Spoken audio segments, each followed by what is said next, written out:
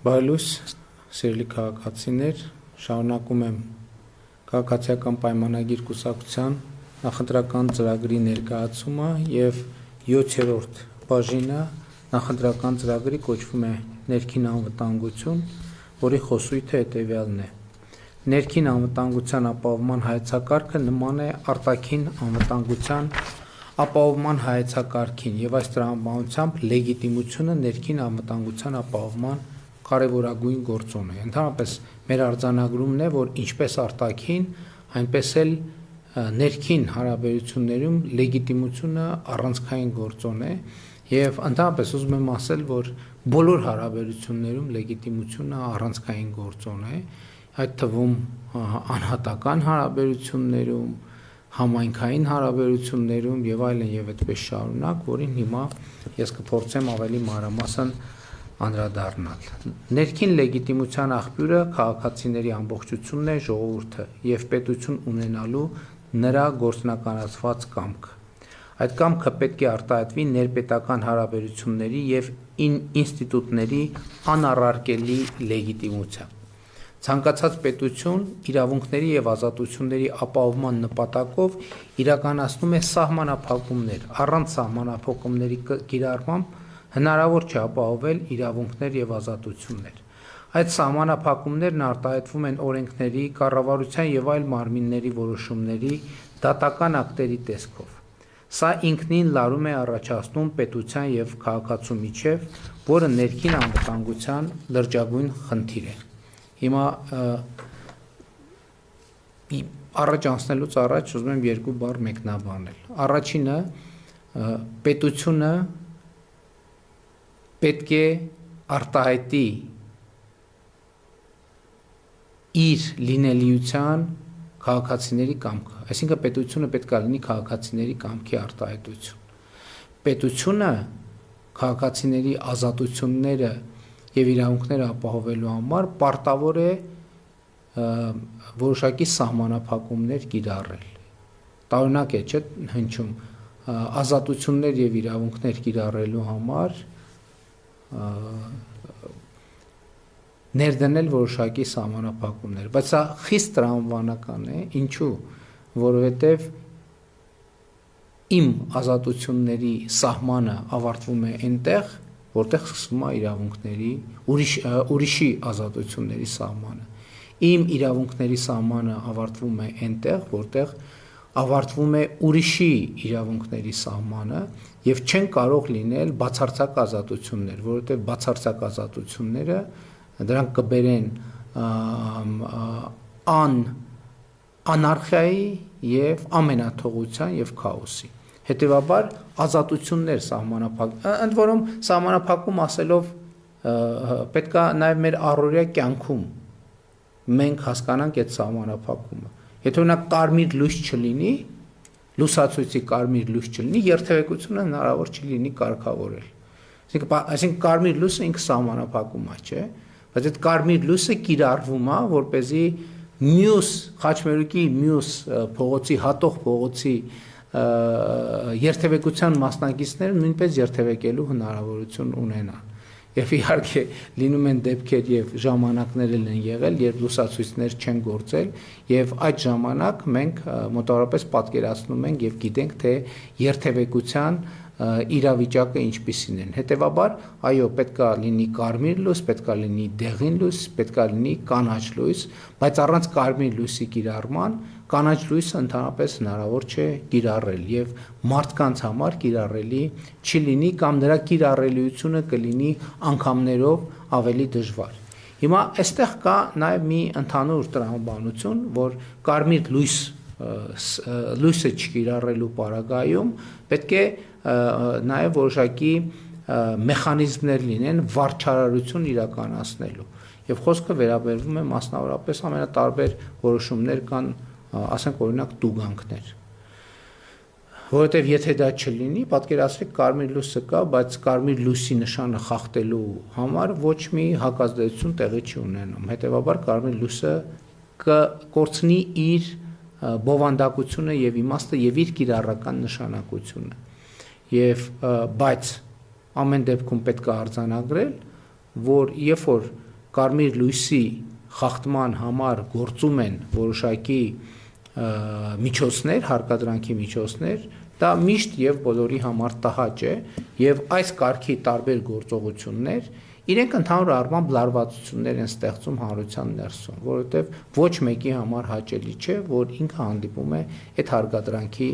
միջոցներին եւ ըստ էության ժամանակի ընթացքում սա լարում է գեներացնում, լարում է կուտակում քաղաքացի եւ պետություն հարաբերություններում։ Ես խոսում եմ կարմիր լույսի մասին, բայց պատկերացրեք կարմիր դեղին կանաչ լույս կա բոլոր ոլորտներում, ամենատարբեր ոլորտներում եւ ահա մենք արձանագրում ենք եւ ես արձանագրում եմ, որ այս հարաբերությունները ոչ մեկ չի սիրում, որ իրեն սահմանափակում են եւ այս սահմանափակումների արդյունքում առաջանում են որոշակի լարումներ, որը ընդհանրապես հանրային լարման որոշակի դրսևորումներ է ունենում ժամանակ առ ժամանակ եւ մեր ընկալումը այն է, որ այս լարումը, որը առաջանում է այդ հարկադրանքի կամ վարչարության արդյունքում, չեզոքանում է միայն այն պարագայում, երբ քաղաքացու եւ երկրում հաստատված իրավակարգի միջև կա օրգանական կապ։ Ասել է, թե երկրում հաստատված իրավակարգը բխում է քաղաքացուց, նրա որոշումից եւ համաձայնությունից, այսինքն լեգիտիմ է։ Այսինքն այդ նեղվածությունը, որը բոլոր դեպքերում կա կամ ոչ բոլոր դեպքերում կա, երբ է նվազում, երբ որ քաղաքացին ինքը արձանագրում է, որ իր որոշմամբ ինքը ստեղծել է պետություն, քաղաքացիների ամբողջությունը, եւ իրենից է բխում այդ պայմանը, որ երկրում պետք է լինի կարմիր լույս, դեղին լույս, կանաչ լույս, ընդ որում սա ուղղակի երթևեկության մասին է, բայց ոչ միայն երթևեկության մասին։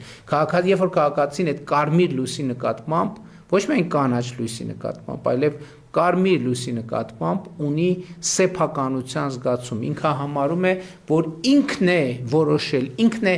իր այլ համակարգացիների հետ պայմանավորվել, որ երկրում պետք է գործի կարմիր լույսի, դեղին լույսի, կանաչ լույսի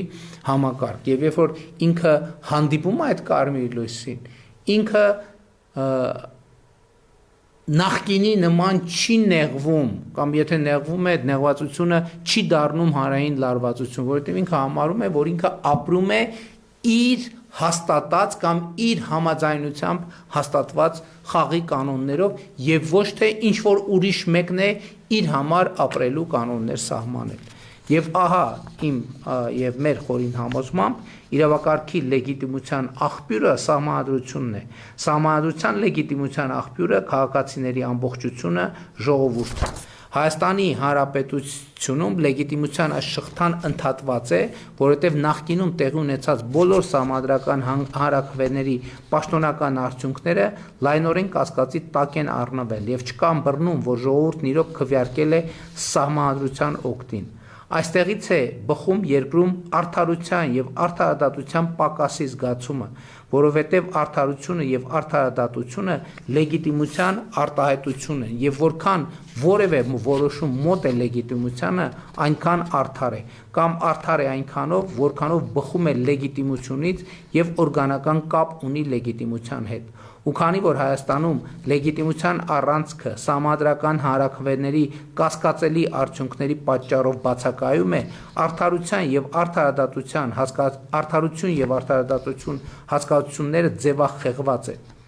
Այս խնդիրը լուծելու եղանակը նոր սահմանադրության ընդունումն է ժողովրդի ազատ կամ արտահայտման միջոցով, ինչը լիարժեք լեգիտիմություն կտա Հայաստանում հաստատված իրավակարգին եւ հնարավոր կդարձնի արդարության եւ արդարադատության ինստիտուցիոնալացումը։ Նոր սահմանադրությամբ պետք է ներդրվի երթվյալ ատենակալների ինստիտուտը, արդարության եւ արդարադատության կապը ժողովրդի հետ ել ավելի ուժեղացնելու համար։ Պետք է շարունակվեն արդարադատության, դատաիրավական համակարգի, քրեակատարողական համակարգի մեկնարկած բարեփոխումները, որպես ուղենիշ ունենալով նոր սահմանադրական լեգիտիմությունը, հետևաբար արդարությունը եւ արդարադատությունը, ներքին լեգիտիմության ապահովման, դրա պահպանման եւ զարգացման լավագույն գործիքը ժողովրդավարությունն է եւ ժողովրդավարական ինստիտուտների շարունակական զարգացումը։ Ահա ուրեմն ինչի համար է կարևոր մեզ համար նոր սահմանադրության ընդունումը, որովհետև պետության եւ քաղաքացու հարաբերությունների մեջ մեր երկրում կա որոշակի շարունակական լարում։ Եվ այդ լարման պատճառներից մեկն այն է, որ Հայաստանի Հանրապետության քաղաքացիների շրջանում չկա ընկալում, որ այն իրավակարգը, որը Հայաստանի Հանրապետությունում հաստատված է իր կողմից, եւ ոչ միայն չկա ընկալում, այլև չկա այդպիսի իրողություն, որովհետև արդեն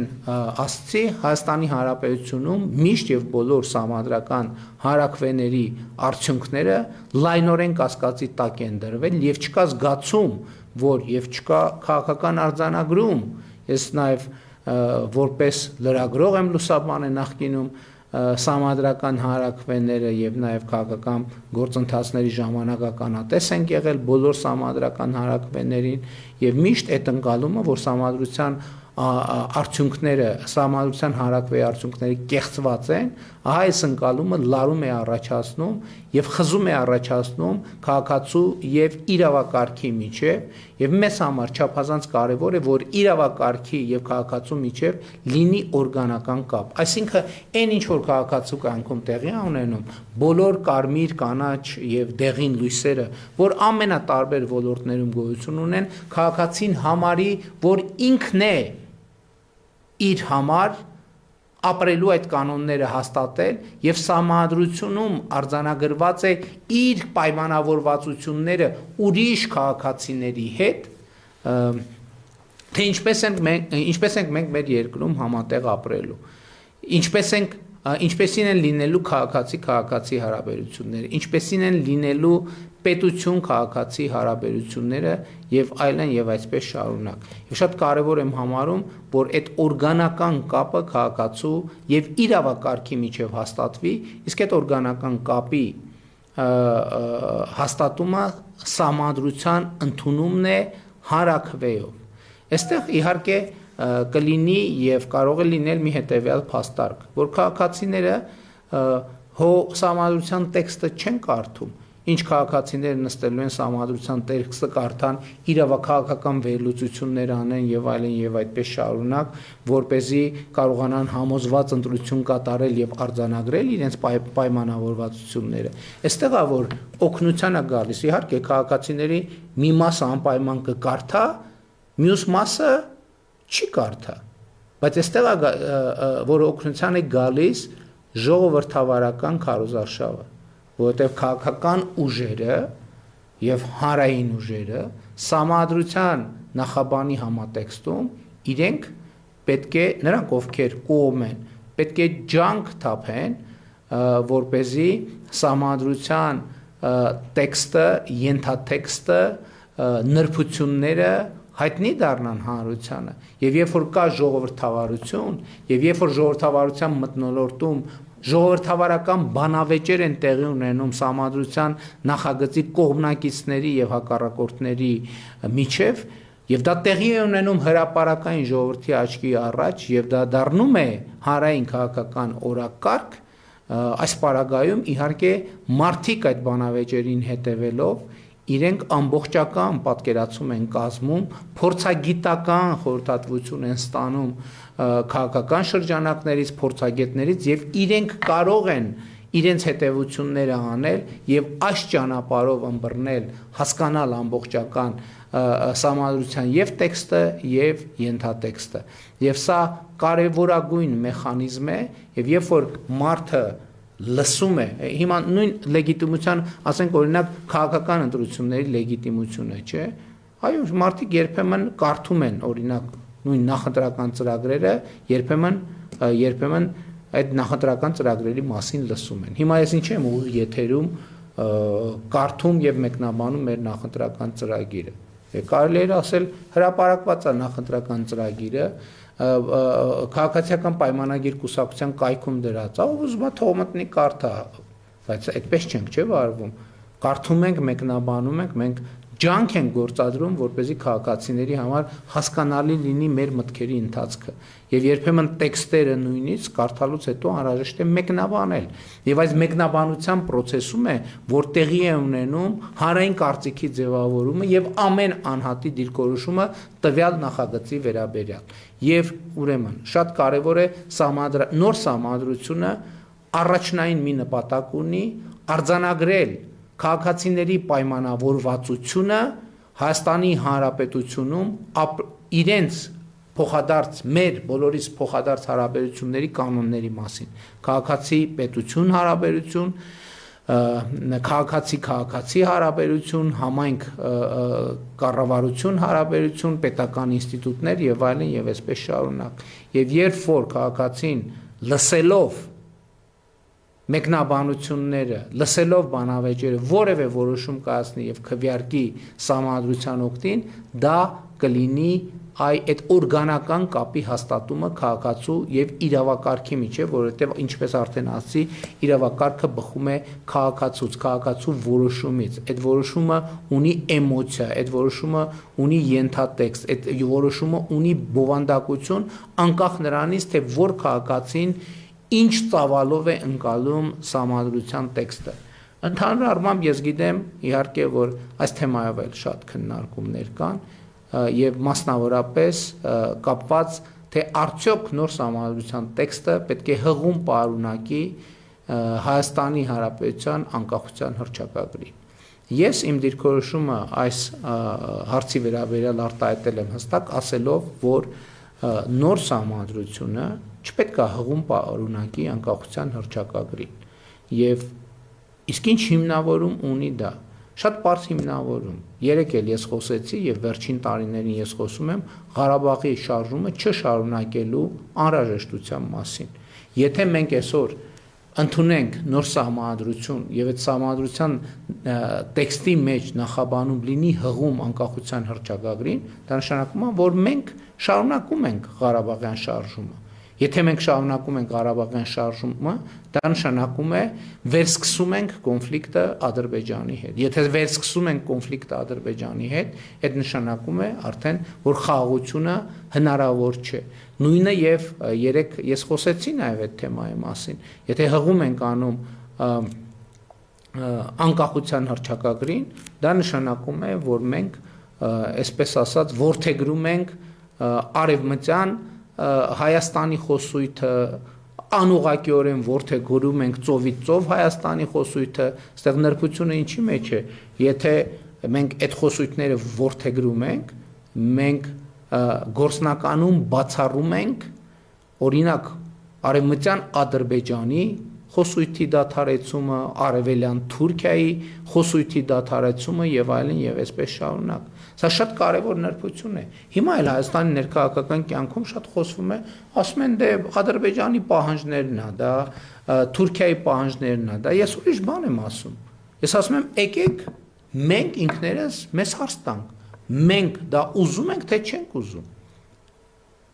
Հայաստանի Հանրապետության սիրելի քաղաքացիներ, ես հստակ արձանագրում եմ եւ արձանագրել եմ եւ նույնիսկ դրա հետ կապված կոչեր եմ անել, որ մենք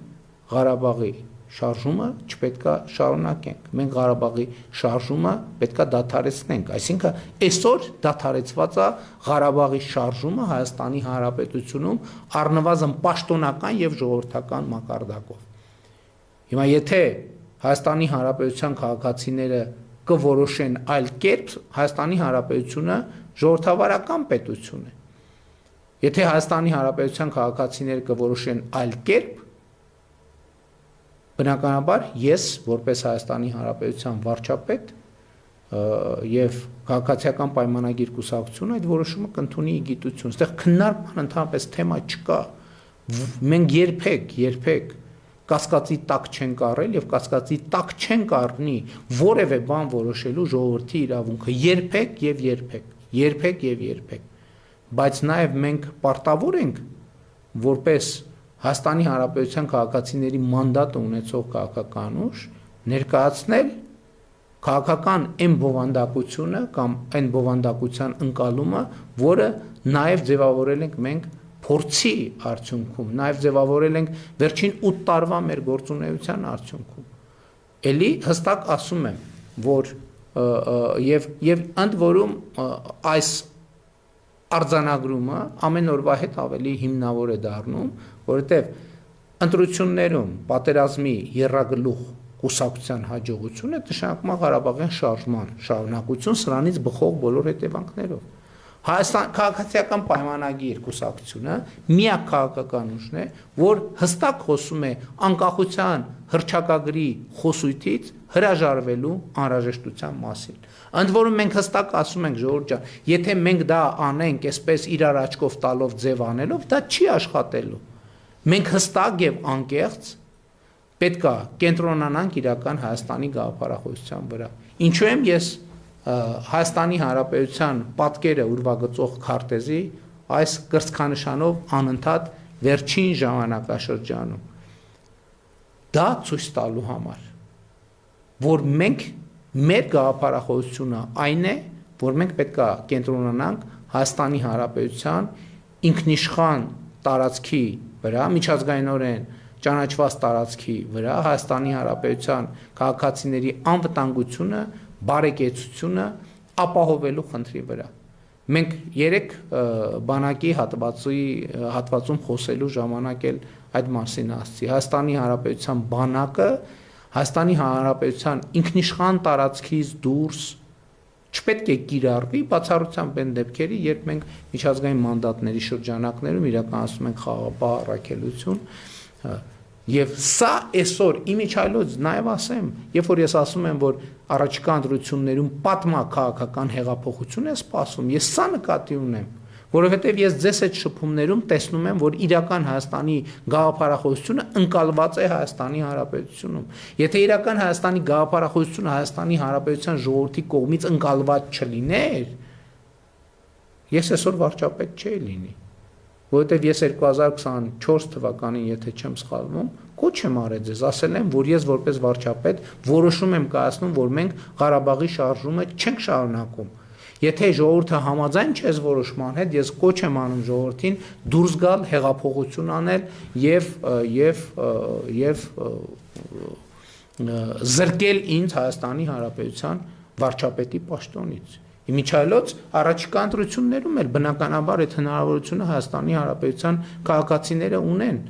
եւ բայց նաեւ Հայաստանի Հանրապետության քաղաքացիները ունեն իրականացնելու այդ պատմաքաղաքական հեղափոխությունը, երբ որ մենք կենտրոնանում ենք մեր ինքնիշխան պետության շահերի վրա եւ գործում ենք բացառապես այդ շահերի, այսինքն Հայաստանի Հանրապետության քաղաքացիների անվտանգության, բարեկեցության, խաղաղության շահերի համար։ Եվ սա պատմական ընտրություն է, որովհետև վերջին հարյուրամյակներում առաջին անգամ մենք ունենք հնարավորություն, որ ոչ թե մեր շահերը արտապատվիրակենք ուրիշներին, որպեսզի նրանք իրենց հերթին այդ շահերը օգտագործեն իրենց նպատակների համար մեզ զոհաբերելով, մենք հնարավորություն ունենք կենտրոնանալ առերեսվել մեր խնդիրներին, մեր միջավայրում ձեռք բերել պայմանավորվածություններ, արձանագրելով արդեն իսկ ձեռք բերված պայմանավորվածությունները եւ դրանց հիման վրա, որտեղ Ղարաբաղյան շարժման ավարտ նշանակում է նաեւ օրինակ Արևմտյան Ադրբեջանի խոսույթի ավարտ, չգիտեմ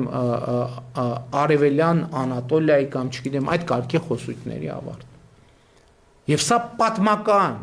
պատմական հնարավորություն է բոլորի համար, ոչ միայն Հայաստանի Հանրապետության համար։ Սա պատմական հնարավորություն է տարածաշրջանի համար։ Եվ երբ որ մենք այս առաջարկը միջայլոց անենք, այս առաջարկը, որը մեկը չի կարող մերժել, ես նկատի ունեմ տարածաշրջանում եւ աշխարհում, որովհետեւ սա լեգիտիմ առաջարկ է, որովհետեւ սա լեգիտիմության վրա հիմնված առաջարկ է, որը մեկը թող մեզ չվախեցնի փախստականների վերադարձի թեմայով, որովհետեւ ես ասում եմ, այո, մենք պետք է փակենք Ղարաբաղի փախստականների վերադարձի իրավունքը, այդ թվում Ղարաբաղի փախստականների շահերից ելնելով, որովհետև լավ մարդիկ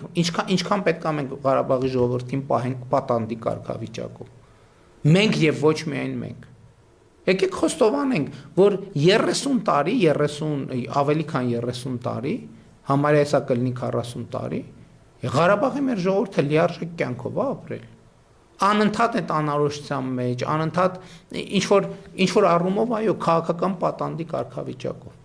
Եվ մենք այսօր Ղարաբաղի ժողովրդին ուզում ենք, որ նրանք տնավորվեն Հայաստանի Հանրապետություն։ Այդ պանդխտության տրամաբանությունից դուրս գան, որովհետև Հայաստանի Հանրապետությունը նաև նրանց հայրենիքն է,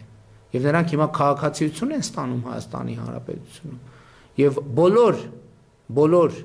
քաղաքացիների հայրենիքն է Հայաստանի Հանրապետությունը, Հայաստանի Հանրապետության բոլոր քաղաքացիների հայրենիքն է, եւ նաեւ մենք հնարավորություն ունենք երկքաղաքացիության, եւ աշխարհի բոլոր հայերը կարող են ընդունել Հայաստանի Հանրապետության քաղաքացիություն, եւ Հայաստանի Հանրապետությունը լիարժեք եւ առանց վերապահումների կլինի իրենց հայրենիքը կոնկրետ որպես Հայաստանի Հանրապետություն։ Սա է իմ ընկալումը, սիրելի հայրենակիցներ, եւ երբ որ ասում ենք խաղաղության ինստիտուցիոնալացում, նաեւ այս նկատի ունենք։ Էլի եմ ասում, մենք մեր սահմանադրության օրակարգը որևէ արտաքին դերակատարի հետ չենք քննարկում։ Մենք այս օրակարգը քննարկում ենք միայն ու միայն Հայաստանի Հանրապետության քաղաքացիների հետ։ Բայց նաեւ ակնհայտ է, որ սահմանադրության ընդունումը, նոր սահմանադրության ընդունումը ունենա որևէ տարբերակով ունենալու է նաեւ մեծ տարածաշրջանային ազդեցություն, միջազգային ազդեցություն, ինչպես եւ գործող սահմանադրության եւ նախորդիվ անկախության հռչակագրի ընդունումն է այդ ազդեցությունը ունեցել։ Եվ հետևաբար մենք առաջարկում ենք այս տրամաբանությունը եւ մենք առաջնորդվում ենք այս տրամաբանությամբ։ Եվ սա շատ կարևոր արձանագրում է։ Այսօր քաղաքացիական պայմանագիր կուսակցությունը միակ քաղաքական ուժն է, որ այս տրամաբանությամբ հանդես է գալիս եւ այս առաջարկով է հանդես գալիս Հայաստանի Հանրապետության ժողովրդի առաջ։ Ընդ որում, ես ուզում եմ ելի արձանագրել, որ մենք բոլորս որպես քաղաքական գործիչ ծագել ենք Ղարաբաղյան շարժումից։ Ես իմ կյանքում առաջին անգամ քաղաքական միջոցառման դեռևս դպրոցական լինելով մասնակցել եմ 1988 թվականին Ղարաբաղյան շարժման բերումով։ Մենք ունեցել ենք Իջևանում Ղարաբաղյան շարժման աշակերտական կոմիտե, ես ներգրավված եմ եղել Ղարաբաղյան շարժման աշակերտական կոմիտեում։ Եվ այդ թվում նաև ես խոսել եմ, թե ինչն է եղել պատճառը։ Եվ իմ նվիրվածությունը Ղարաբաղյան շարժմանը որևէ ձևով երբեք որևէ արտահայտությամբ կասկածի տակ դրվել չէր կարող։ Այո, ես ասել եմ նաև Արցախը Հայաստանը եւ վերջին չեմ ասել, որովհետեւ այդ արժեքներին նվիրված եմ եղել։ Եվ երկրորդը ես մի հարց եմ տվել, ինչքան պետք է Հայաստանի Հանրապետությունը կանգնած, կներեք, լռված մնա այս նույն կետում։ Մենք պետք է առաջ գնանք, մենք պետք է հարցերի մեջ խորանանք։ Եվ երբ որ ես արդեն Հայաստանի Հանրապետության վարչապետի պաշտոնում խորացել եմ Ղարաբաղյան շարժման նրբությունների մեջ, դրանք առաջացրել են հարցեր, նորանոր հարցեր, էլի հարցեր, եւ այդ հարցերի պատասխանների հետ չառերեսվելը այդ կլիներ ուղիղ դավաճանություն Հայաստանի Հանրապետության պետական շահերի եւ հայ ժողովրդի։ Իսկ այդ հարցերի հետ առերեսվելը ինձ բերել է միանշանակ հետևության, որ Ղարաբաղյան շարժումը, այո, այդ թվում արտաքին դերակատարների կողմից հրահրվել, քաջալերվել է, իհարկե ներհայաստանյան գործող անձանց միջոցով եւ մասնակցությամբ, եւ Ղարաբաղյան շարժումը անկախության առաջին օրերից օգտագործվել է Հայաստանի Հանրապետության որպես պետություն կայանալը հնարավորինս խոչընդոտելու, Հայաստանի անկախությունը, ինքնիշխանությունը, անվտանգությունը հնարավորինս հարվածի եւ կասկածի տակ դնելու համար։ Եվ այդ է պատճառը, որ Ղարաբաղյան շարժումը դադարեցնելու անհրաժեշտության մասին հայցակարգը որդեգրելուց հետո հնարավոր դարձավ խաղաղությունը։ Հակառակ դեպքում Ղարաբաղյան շարժումը եւ խաղաղությունը հասկանում եք անհամատեղելի են։ Էլի եմ ասում, մենք նախորդող շրջանում խաղաղություն երբեք չենք ունեցել։ Մենք ունեցել ենք տարբեր ինտենսիվության անընդհատ պատերազմներ, հասկանում եք, անընդհատ պատերազմներ, եւ սրա ապացույցն է այն, որ անկախության առաջին տարուց չի եղել մի տարի, երբ որ մենք սահմանին զոհ չունենանք։ Հայաստան-Ադրբեջան փոխհրաձգության հետևանքով զոհեր եւ վիրավորներ չունենանք։ Զոհեր եւ վիրավորներ, ոչ թե զոհ եւ վիրավոր, այլ զոհեր եւ վիրավորներ։ Եվ հետեւաբար խաղաղությունը Խաղաղության նկատմամբ հոգ տանելը, խաղաղությունը ինստիտուցիոնալացնելը եւ խաղաղությունը ուժեղացնելը եւ խաղաղությունը հարատև դարձնելը ինքը պահանջում է ոչեշտ քայլեր։ Եվ ես պետք է ուղիղ ասեմ, ծնկի գալով եւ խոնարհվելով մեր բոլոր նահատակների հիշատակի առջև, ես պետք է ասեմ, ես հպարտ եմ, որ այդքան ուժ ունեցել եմ առերեսվել այդ հարցերի հետ, այդքան ուժ ունեցել եմ ասելու բաներ, որ վերջին 100-ամյակների ընթացքում մեր իրականության մեջ ասելը տաբու է եղել։ Եվ սրա շնորհիվ է, որ այսօր մենք ունենք խաղաղություն եւ մենք պետք է ընտրենք, որ ճանապարհով ենք գնում։ Խաղաղության ճանապարհով, խաղաղությունը քայլ-քայլ ամրապնդելու ուժեղացնելու ճանապարհով, թե կոնֆլիկտի եւ պատմական կորստաբեր ցիկլին վերադառնալու ճանապարհով։ Ես համոզված եմ, որ մենք գնալու ենք խաղաղության եւ մեր միջազգայինորեն ճանաչված տարածքում Հայաստանի Հանրապետության քաղաքացիների համար բարեկեցություն, անվտանգություն, ազատություն կառուցելու ճանապարհով, երջանկության իրական հնարավորություն ստեղծելու ճանապարհով եւ պետություն քաղաքացի օրգանական, պետություն քաղաքացի եւ պետություն իրավակարգ օրգանական կապը ստեղծելու, խորացնելու, զարգացնելու ճանապարհով եւ սրա համար անհրաժեշտ է նոր սահմանադրության ընդունում, ելի եմ ասում, մենք այս թեման քննարկում ենք միայն Հայաստանի Հանրապետության ժողովրդի հետ, ուրիշ որևէ մեկի հետ մենք այս հարցը չենք քննարկում։ Իմիջիայլոց ասեմ, ուրիշ շահարկումներ էլ կան, թե կառավարությունը ուզում է սահմանադրություն ընդունել, չգիտեմ, ինչ անել, կառավարությունը եւ խորհրդանական մեծամասնությունը կարող են սահմանադրության նախագիծ ընդունել, նախագիծ առաջարկել ժողովրդին։ Սահմանադրության ընդունման ուրիշ ձև, քան համաժողովրդական հանրաքվեն, այսինքն որ Հայաստանի Հանրապետության քաղաքացիների մեծամասնությունը գնա ընտրական տեղամաս եւ քվեարկի սահմանադրության օգտին, չկա պարզապես ուրիշ տարբերակ գոյություն չունի։ Այլ այստեղ խնդիր կա, այստեղ մի խնդիր կա եւ նաեւ այս է պատճառը, որ մենք կարևոր ենք համարում, որ առաջիկա խորհրդանական ընտրություններում քաղաքացիական պայմանագիր կուսակցությունը ոչ թե պարզապես ստանա մեծամասնություն, այլ ստանա սահմանադրական մեծամասնություն։ Սահմանադրական մեծամասնություն ասելով նկատի ունենք այնպիսի մեծամասնություն, որը հնարավորություն ունենա քվեարկելով ընդունել սահմանադրության նախագիծ եւ առաջարկել ժողովրդին։ Ժողովուրդը հետո որոշումը ինքը կկայացնի, բայց երբ մենք Հայաստանի Հանրապետության քաղաքացիների աջակցությամբ քաղաքացիական պայմանագիր կուսակցությունը ստանա սահմանադրական մեծամասնություն, դա կլինի,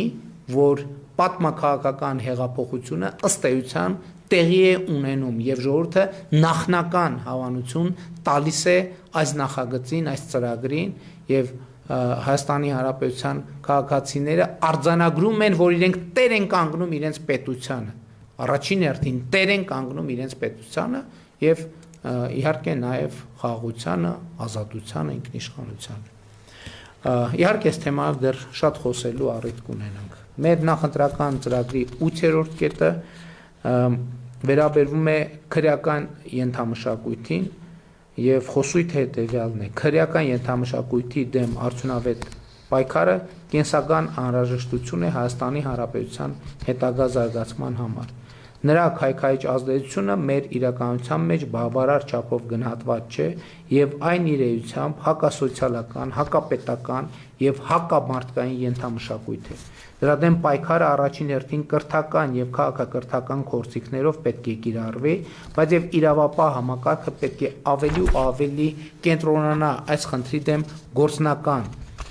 պայքարի արդյունավետությունը բարձրացնելու համար։ Այս մասին էլ ես բազմիցս խոսել եմ։ Քրեական ենթամշակույթը այսօր մեր բազմաթիվ խնդիրների պատճառ է, այդ թվում ներ հայաստանյան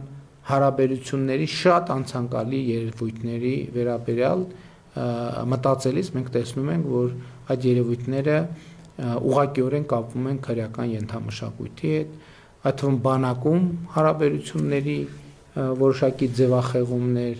երիտասարդության շրջանում հանրային հարաբերությունների որոշակի ձևախեղումներ։ Իհարկե մենք հասկանում ենք, որ այս խնդրի լուծման համար կարևոր եւ էական նշանակություն ունի պետության եւ պետական ինստիտուտների կայացումը։ Եվ այստեղ էլ է սա նոր սահմանադրության ընդունումը շատ էական, որովհետեւ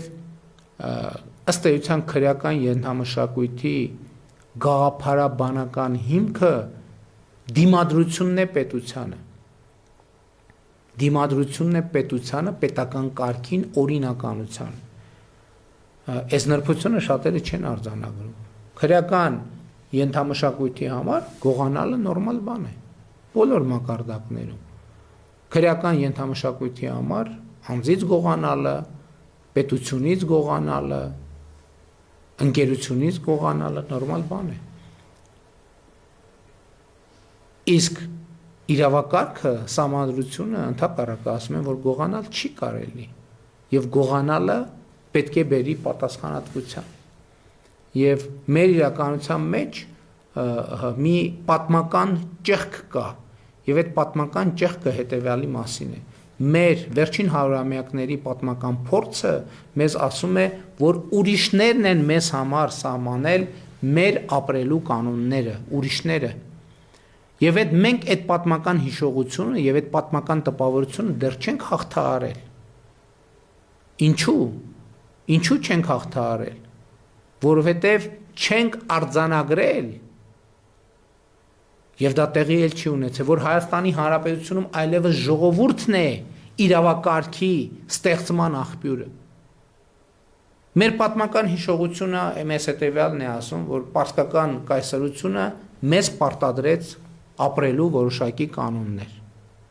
Հետո գալիս է Օսմանյան կայսրությունը մեզ պարտադրեց ապրելու որոշակի կանոններ։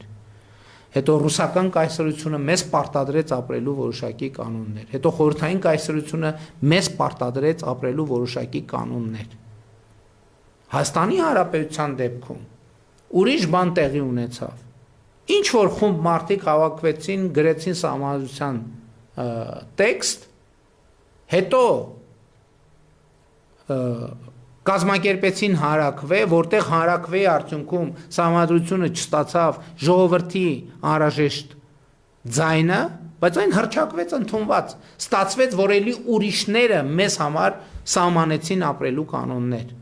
Եվ նաև այս քաղաքական իրավիճակում, որ քրեական ենթամշակույթը Հայաստանում հնարավոր չի լինում այդ քրեական ենթամշակույթը ոչնչացնել եւ վերացնել կամ առնվազն բերել մի մակարդակի, որին նկատել չլինի։ Ինչու, որովհետեւ այս ուրիշների կողմից, ուրիշները տվյալ դեպքում այո, հայաստանյան իրականությունից են, բայց միևնույնն է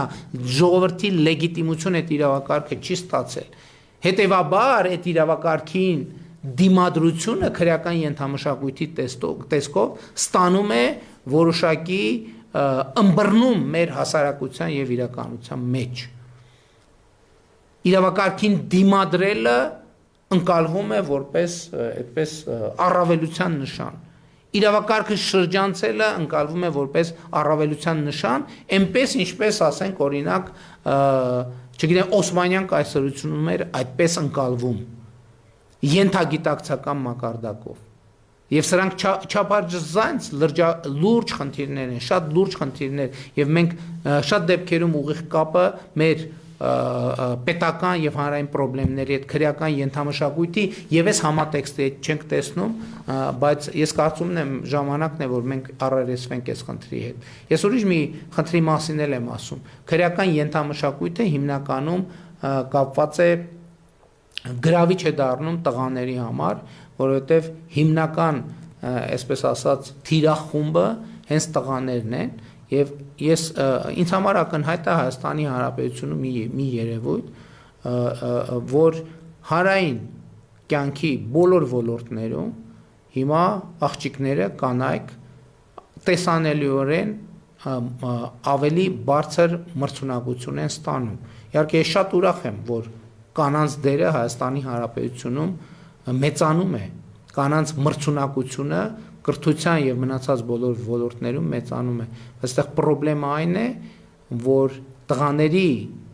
մրցակցային վիճակը խաթարվում է առաջին հերթին քրեական ենթամշակույթի բերումով, երբ որ որոշակի խոչընդոտներ եւ պատնեշներ են դրվում, այդ թվում քրեական ենթամշակույթի ազդեցությամբ կրթության եւ տղաների միջև, իրավակարգի եւ տղաների միջև, եւ սա լրջագույն խնդրեմ է, որի հետ մենք անպայման պետք է առերեսվենք եւ որը պետք է հաղթահարենք, բայց այստեղ էլ ես լուծումները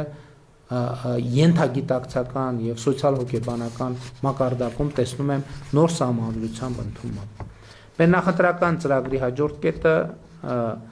վերաբերվում է կիբերանվտանգությանը, արհեստական բանականությանը, թվայնացմանը, տեխնոլոգիաներին, որոնք հասկացություններ են, որոնց կիրառումն ու կիրառման որակն էականորեն կանխորոշելու են պետական կառավարման եւ կյանքի որակը Հայաստանի Հանրապետությունում։ Հայաստանի Հանրապետությունն ունի բարձր տեխնոլոգիական երկիր լինելու համար անհրաժեշտ նախադրյալները եւ մենք պետք է թվայնացումն ու արհեստական բանականությունը ներդնենք բոլոր այն ոլորտներում, որտեղ դա հնարավոր է ներդնել։ Մյուս կողմից դա իր հետ առաջ է բերելու ներպետական եւ արտաքին մարտահրավերներ։ Թվային համակարգը պատշաճ պաշտպանություն չունենալու դեպքում կարող է դառնալ երկրի աքիլեսյան գարշապարը։ Ուստի կիբերանվտանգությունը դարձել է անվտանգային համակարգի առաջնային շերտերից մեկը։ Կիբերանվտանգության պետական ինստիտուցիոնալ համակարգի կայացումը հնարավորություն կտա արդյունավետ կերպով կիրառելու թվայնացումը, արհեստական բանականությունն ու տեխնոլոգիաները որպես մարդու կրթության, կյանքի որակը բարելավելու եւ բարեկեցություն ապահովելու գործիքակազմ։ Իհարկե մենք կիբերանվտանգության ոլորտում ինստիտուցիոնալ համակարգերի ներդրումը արդեն իսկ սկսել ենք եւ մենք առաջիկայում շատ կարեւոր ենք համարում, որ այդ համակարգերը ուժեղանան եւ սա մի մարտահրավեր է, որ ամբողջ աշխարհում մեծանում է եւ Հայաստանի Հանրապետությունում նույնպես մենք այս խնդիրը ունենք եւ ունենալու ենք եւ պետք է ավելի մեծ ուշադրություն դարձնենք կիբերանվտանգության խնդիրներին եւ ընդհանրապես թվայնացման խնդիրներին։ Ես ուզում եմ, որ մենք այս նրբությունն էլ լավ գիտակցենք, թե թվայնացումը ինչպիսի մեծ առավելություններ է բերում։ Մասնավորապես նախկինում որևէ բանկային փոխանցում իրականացնելու համար, չնայած այսօր էլ կան քաղաքացիներ, ովքեր ենթադրում եմ այդպես են վարվում, դեռևս չեն ադապտացվել թվային գործիքներին, բայց նախկինում օրինակ որևէ բանկային փոխանցում կատարելու համար պետք էր տնից դուրս գալ պարտադիր, ծախսել գումար կամ հանրային տրանսպորտով կամ սեփական մեքենայով հասնել բանկ, կորցնել այդքան ժամանակ, ծախսել գումար, հետո հերթ կանգնել, շատ դեպքերում երկար հերթ կանգնել, հետո տարբեր թղթեր ստորագրել եւ այլն, այդ փոխանցումները իրականացնել, հետո նույնքան ժամանակ ծախսել արդեն սովորական դրանից դուրս կյանքի վերադառնալու համար։ Իսկ այսօր նրանք, ովքեր օգտվում են թվային գործիքներից, դրա համար ընդհանրապես տեղից շարժվելու անհրաժեշտություն չկա, պարզապես անհրաժեշտ է մուտք գործել հավելված եւ ընդամենը վայրկյանների ընթացքում այդ նույն գործողությունը կատարել, խնայելով գումար, խնայելով ժամանակ, խնայելով նյարդեր, խնայելով առողջություն եւ թվայնացումը ամենաշատը թվայնացման առավելությունները ամենաշատը այս դրվագն է ցույց տալիս, բայց մյուս կողմից մենք պետք է ապահովենք, որպեսզի այս process-ները լինեն անվտանգ, որպեսզի որևէ մեկը հնարավորություն չունենա մեր փոխարեն եւ մեր անունից գործողություններ կատարել մեր քարտերի հետ, բանկային հաշիվների հետ, մեր անուն ազգանունների հետ, մենք այսօր երբեմն առերեսվում են այնպիսի կիբերհանցագործությունների, երբ մարդիկ ուրիշ մարդկանց անունով վարկեր են ձևակերպում, գումարները վերցնում են, անհետանում են, իսկ վարկերը մնում են այլ անձանց վրա եւ այլն եւ այդպես շարունակ։ Այս ամեն ինչը կիբերանվտանգության օրակարգ է, որը իհարկե կապ ունի թվայնացման օրակարգի հետ։ Եվ սա պետք է լինի մեր հատուկ ուշադրության առարկան։ Մեր նախընտրական ծրագրի հաջորդ կետը վերաբերվում է արժեքահեն հանրությանը եւ խոսույթը հետեւյալն է. տեխնոլոգիական զարգացումներին զուգահեռ էական է հանրության մարդկային կապերի ամրապնդումը, որի առանցքային հարթակներից մեկը հոգեվոր կյանքն է, որն էական գործոն է նաեւ հավատացյալ հանրության երջանկությունն ապահովելու համար։ Արժեքահեն հոգևոր կյանք ունենալու խնդրի լուծման համար Հայաստանի այդ առաքելական Սուրբ եկեղեցու բարենորոգումը կենսական անհրաժեշտություն է։ Վերջին տասնամյակներում Հայաստանի այդ առաքելական Սուրբ եկեղեցու փաստացի ղեկավարության գործունեության հետևանքով հավատավոր հանրությունը մի մեծ մասով օտարվել է եւ շարունակում է օտարվել Հայաստանի այդ առաքելական Սուրբ եկեղեցուց, ինչը այդ թվում հոգևոր անվտանգության խնդիր է, քանի որ դա հնարավորություն է ստեղծել, որ արտաքին ուժերը փորձ անեն Հայաստանի այդ առաքելական Սուրբ եկեղեցին դարձնել Հայաստանի Հանրապետության անկախության, ինքնիշխանության դեմ հիբրիդային պայքարի հենատկետ։ Քաղաքացիական պայմանագիր կուսակցությունը պաշտպանում է Հայաստանի այդ առաքելական Սուրբ եկեղեցու բարենորոգման օրակարգը եւ որտեղգրում է հետեւյալ ճանապարհային քարտեզը. Ա. Հայաստանի այդ առաքելական Սուրբ եկեղեցու փաստացի պետի հեռացում, հանգստի կոչում։ Բ. Սահմանված կարգով կաթողիկոսական տեղապահի ընտրություն։ Գ. Հայաստանի այդ առաքելական Սուրբ եկեղեցու կանոնադրության ընդունում, կանոնադրությամբ պետք է սահմանվեն ամրագրված սկզբունքների պահպանման, ֆինանսական թափանցիկության եւ հոգեվորականների բարեվարկության ապահովման կառուցակարգ է։ Դ. Սահմանված կարգով ամենայն հայոց կաթողիկոսի ընտրություն։ Քաղաքացիական պայմանագիր կուսակցության ձևավորած խորհրդանական մեծամասնությունը եւ կառավարությունը ձեռնմուխ կլինեն հոգևոր ծառայողներին սոցիալական երաշխիքների պետական համակարգում ներառելու։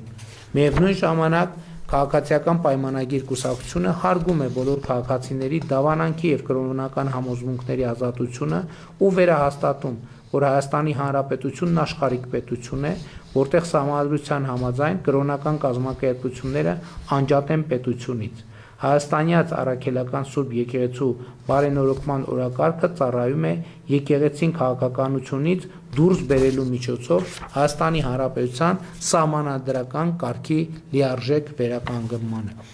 Ես ուզում եմ մեկնաբանել նաև այս խոսույթը, որի մասին մենք նախորդող շրջանում շատ ենք խոսել, ընդհանրապես շատ խոսվում է եկեղեցին պետությունից անջատ լինելու մասին եւ ես դրա լիարժեք կողմնակիցն եմ, բայց ուզում եմ երկու հանգամանքի վրա մեր բոլորի ուշադրությունը հրավիրել։ Եկեղեցուն անջատ է պետությունից, բայց եկեղեցին չի կարող դուրս լինել պետությունից եւ ավելին, եկեղեցին չի կարող պետություն լինել պետության մեջ։ Եվ երկրորդը, շատ է խոսվում նրա մասին, որ օրինակ այս պրոցեսները բարենորոգման օրակարգը եկեղեցու դեմ է։ Ընդհակառակը բարենորոգման օրակարգը հանուն եկեղեցու է։ Բայց նաև մենք պետք է հասկանանք ինչ է եկեղեցին համաձայն քրիստոնեական տեսության, համաձայն նոր կտակարանի։ Եկեղեցին առաջին հերթին հավատացյալ համայնքն է, ժողովուրդն է, մարդիկ են եկեղեցին։ Այո, հոգևոր սպասավորները եկեղեցու մաս են, բայց հոգևոր սպասավորները եկեղեցին չեն։ Եկեղեցին ժողովուրդն է, որովհետև Հիսուս Քրիստոսը ասում է այնտեղ, որտեղ իմ անունով 3 հոգի կհավաքվեն, դա է եկեղեցին։ Եվ խնդիրն այն է, որ եկեղեցու գործող գլխի գործունեության արդյունքում եկեղեցի ժողովուրդ կապը գնալով ավելի ու ավելի թուլանում է։ Հայաստանում հոգևոր կյանքի բովանդակությունը գնալով ավելի ու ավելի թուլանում է։ Ավելին ասեմ, ընդհանրապես անհասկանալի է, թե ինչու պետք է հոգևոր դասի ներկայացուցիչները հնարավորություն չունենան օգտվել սոցիալական երաշխիքների այն համակարգերից, որը գործում է Հայաստանի Հանրապետությունում քաղաքացիների համար։ Եւ այստեղ է նաեւ երևում, որ եկեղեցին ոմանք փորձում են դուրս դնել պետությունից եւ եկեղեցին դնել պետության ներսում տրամաբանության մեջ, ինչը բացարձակապես անընդունելի է։ Եվ ըստ էության վերջին համարյա մի տարվա ընթացքում, սիրելի քաղաքացիներ, այս թեման բոլոր հնարավոր դիտանկյուններից դիտարկվել է եւ հիմա հարց է թե ինչու է հարցը արծարծվում առաջիկա ընտրությունների համատեքստում եւ ինչու ենք մենք դիմում ժողովրդին։ Մենք դիմում ենք ժողովրդին, որովհետեւ այո, եկեղեցին առաջին հերթին ժողովուրդն է եւ ընտրություններն էլ մեծ հաշվով դատ են այն իմաստով, որ ժողովրդի վերջո պետք է եւ ժողովրդի ինչ այլոց նաեւ իրավակարգի եւ ընդհանրապես որպես լեգիտիմության հիմնական աղբյուր ժողովուրդը նաեւ դատավոր է եւ ժողովուրդը առաջիկա ընտրություններում պետքա նաեւ արդար դատ առնի։ Տեսեք, մենք խոսում ենք այդքան արդարության եւ արդարադատության մասին, բայց առաջին դատավորը, որը պարտավոր է եւ ենթադրում է, որ պետքա լինի արդար, հենց քաղաքացին է, ժողովուրդը, եւ ամեն ընտրություն իմիջայլոց նաեւ դատ է։ Եվ առաջիկա ընտրությունները նույնպես դատ են լինելու նախորդող ողջ շրջանի քաղաքական գործունեության վերաբերյալ եւ քաղաքական մեծամասնության եւ մյուս քաղաքական ուժերի եւ ընդհանրապես հայաստանյան օրակարգերի։ Իսկ նաեւ պետքա Հայաստանի Հանրապետության քաղաքացիները պատասխանեն այս հարցին։ Իսկ ինչքանով է իրենց համար ընդունելի, որ Կտրիչ Ներսիսյանը Հայաստանի Հանրապետությունում արդեն բավականին երկար ժամանակ եկեղեցին դարձրել է քաղաքական կուսակցություն։ Եկեղեցին ըստ էության պաշտոնապես ամբողջությամբ զբաղված է քաղաքական գործունեությամբ։ Հոգևոր քարոզները թողած զբաղված են քաղաքական քարոզներով եւ ընդ որում այդ թվում մարդիկ շատ հաճախ անցել են եւ անցնում են օրենքի գծերը սրանից բխող բոլոր հետևանքներով։ Հաջորդ խնդիրը կա, մենք այդքան խոսում ենք արժեքահենք հանրությունից եւ անդադ բողոքում ենք, որ մեր հանրությունը բավարար չափով արժեքահենք չէ։ Ինչպես է դա հնարավոր։ Ինչպես է հնարավոր ունենալ արժեքահենք հանրություն, եթե մեր սրբոցը Մայրաթոր Սուրբ Էջմիածինը աղտոտված է արդեն ձեր ախտահարված է ձեզ բոլորիդ հայտնի հանգամանքներով։ Ինչպես է դա հնարավոր։ Ինչպես է հնարավոր ախտահարված սրբության սրբոցի պայմաններում ունենալ արժեքահենք հանրություն։ Ես դա չեմ պատկերացնում։ Եվ կարծում եմ, որ այո, այս ընտրություններում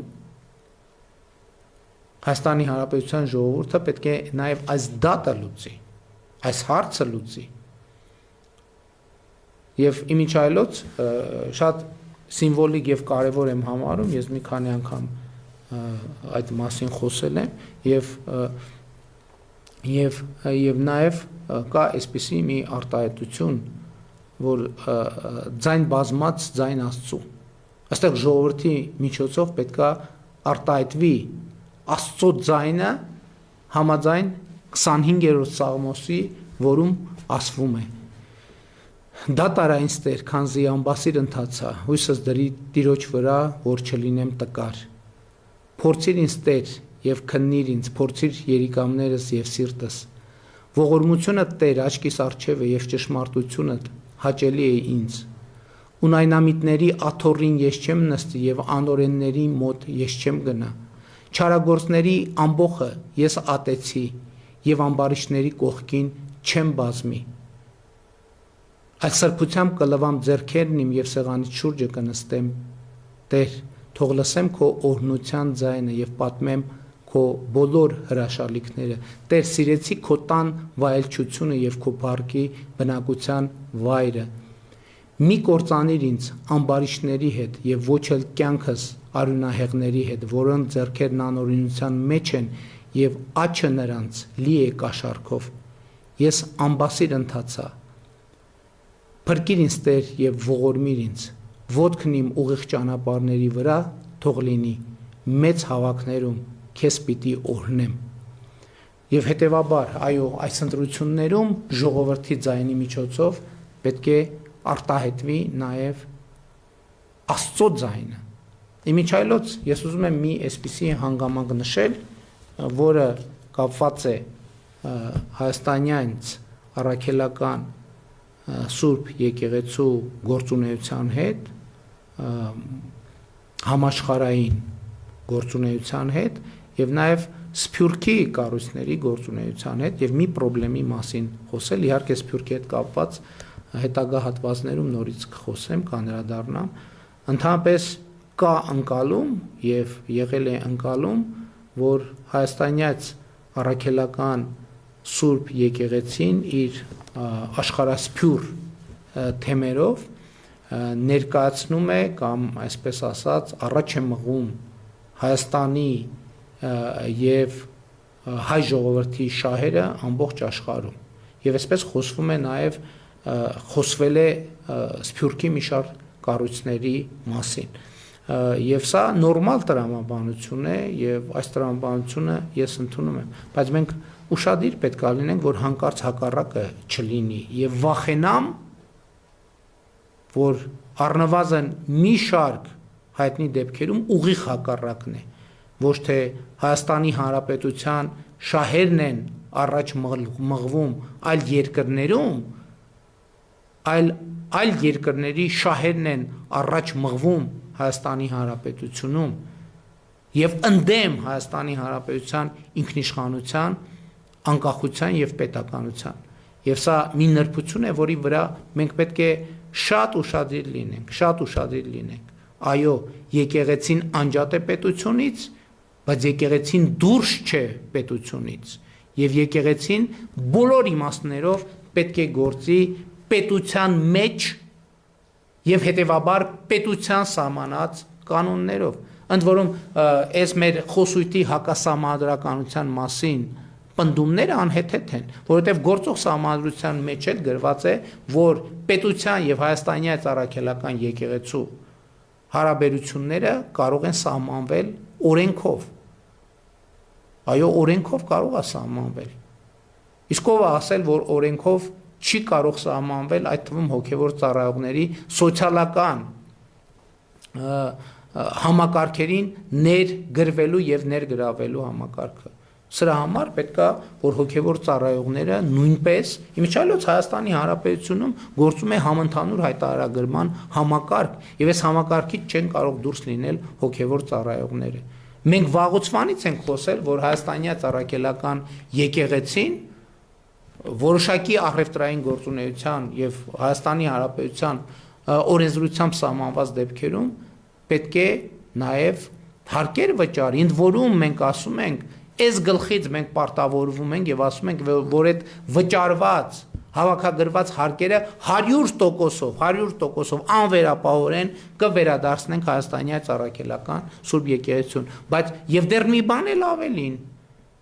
ըստ անհրաժեշտության նաեւ լրացուցիչ ֆինանսավորում կապահովենք այդ թվում սոցիալական երաշխիքների ձևով եւ այդպես շարունակ։ Իսկ ինչու նրանք չեն համաձայնվում։ Ինչու է արդեն 8 տարի Կտրիչ Ներսյանի համար այս օրակարգը ինչու է անընդունելի։ Մի պարզ պատճառով, որովհետև նրանք ուզում են գործել ստվերում, չլինել հաշվետվողական եկեղեցու առաջ, որն է ժողովուրդը։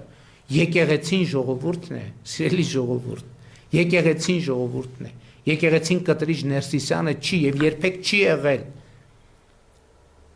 Երբեք որևէ կաթողիկոս չի եղել եկեղեցին։ Կաթողիկոսը եղել է եւ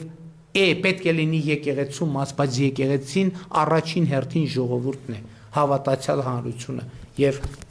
ես հույս ունեմ, ես համոզված եմ, այսինքն, որ ժողովուրդը որպես Աստծո ձայնի կրող Համաձայն 25-րդ Սաղմոսի այդ թվում էս հարցում իր դատը կանի 2026 թվականի հունիսի 7-ին։ Մեր նախընտրական ծրագրի հաջորդ կետը մշակույթի և սպորտի տնտեսականացման մասին է։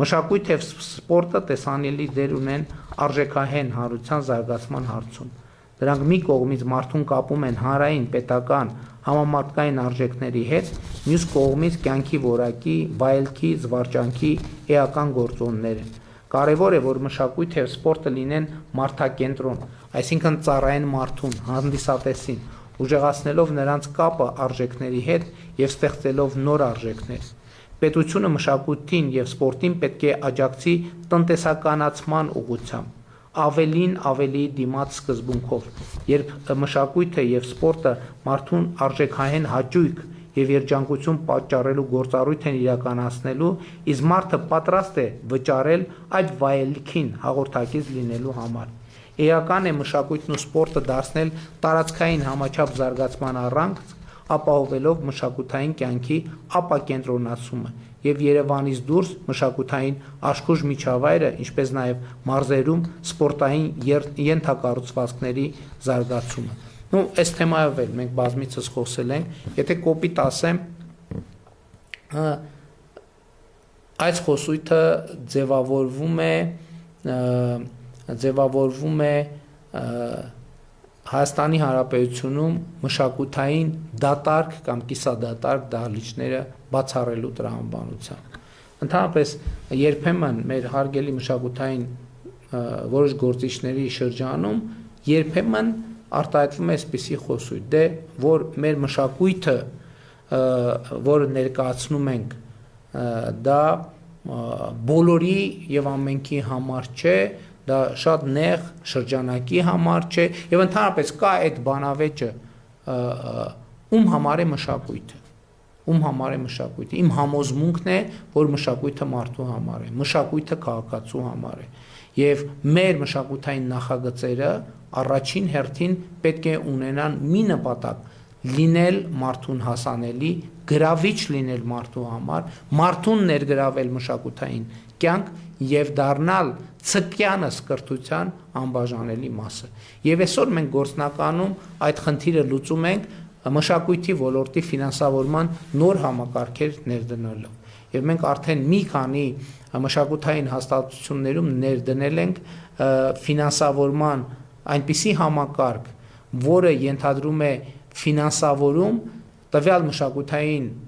հաստատության կողմից վաճառված տոմսերի, այսինքն սեփական եկամուտներ գեներացնելու ընդունակության հետ, այսինքն ինչքանով են նրանք սեփական եկամուտներ գեներացնում, տոմս վաճառում, որ նշանակում է մարդկանց են ներգրավում այդ մշակութային իրադարձությունների մեջ, եւ ուրախ եմ արձանագրել, որ արդեն բազմաթիվ մշակութային հաստատություններ ունեն հաջողություններ։ Եվ երբ որ մենք այս կապերը ստեղծում ենք, մեր մշակութային բազմաթիվ հաստատություններում էականորեն բարձրացել են աշխատավարձերը։ Այսօր մշակութային հաստատություններում եւ նկատի ունեմ այն մշակութային հաստատություններում, ովքեր այս համակարգի մեջ ներառվել են, եւ արվեստագետները եւ ղեկավար կազմը ստանում են աշխատավարձեր, որոնք աներևակայելի կարող են թվալ ընդամենը տարիներ առաջ։ Եվ սա շատ կարևոր է մշակույթի տնտեսականացման իմաստով, որովհետև մյուս կողմից նոր ֆինանսական հոսքերի մուտքը մշակութային համակարգ հնարավորություն է տալիս, որ մշակութային հաստատությունները Հայաստանի Հանրապետությունում զարգանան, ավելի մրցունակ դառնան, թե ներհայաստանյան եւ թե միջազգային իմաստով, եւ մենք այս նույն տրամաբանությունն ենք պատկերացնում նաև սպորտի դեպքում, որովհետև սպորտը նույնպես պետքա գրավիչ լինի հանդիսատեսի համար, իհարկե տարբեր մարզաձևեր տարբեր պոտենցիալ ունեն, բայց մեր խնդիրն այն է, որ այդ պոտենցիալը ավելացնենք։ Ես ուզում եմ ուշադրություն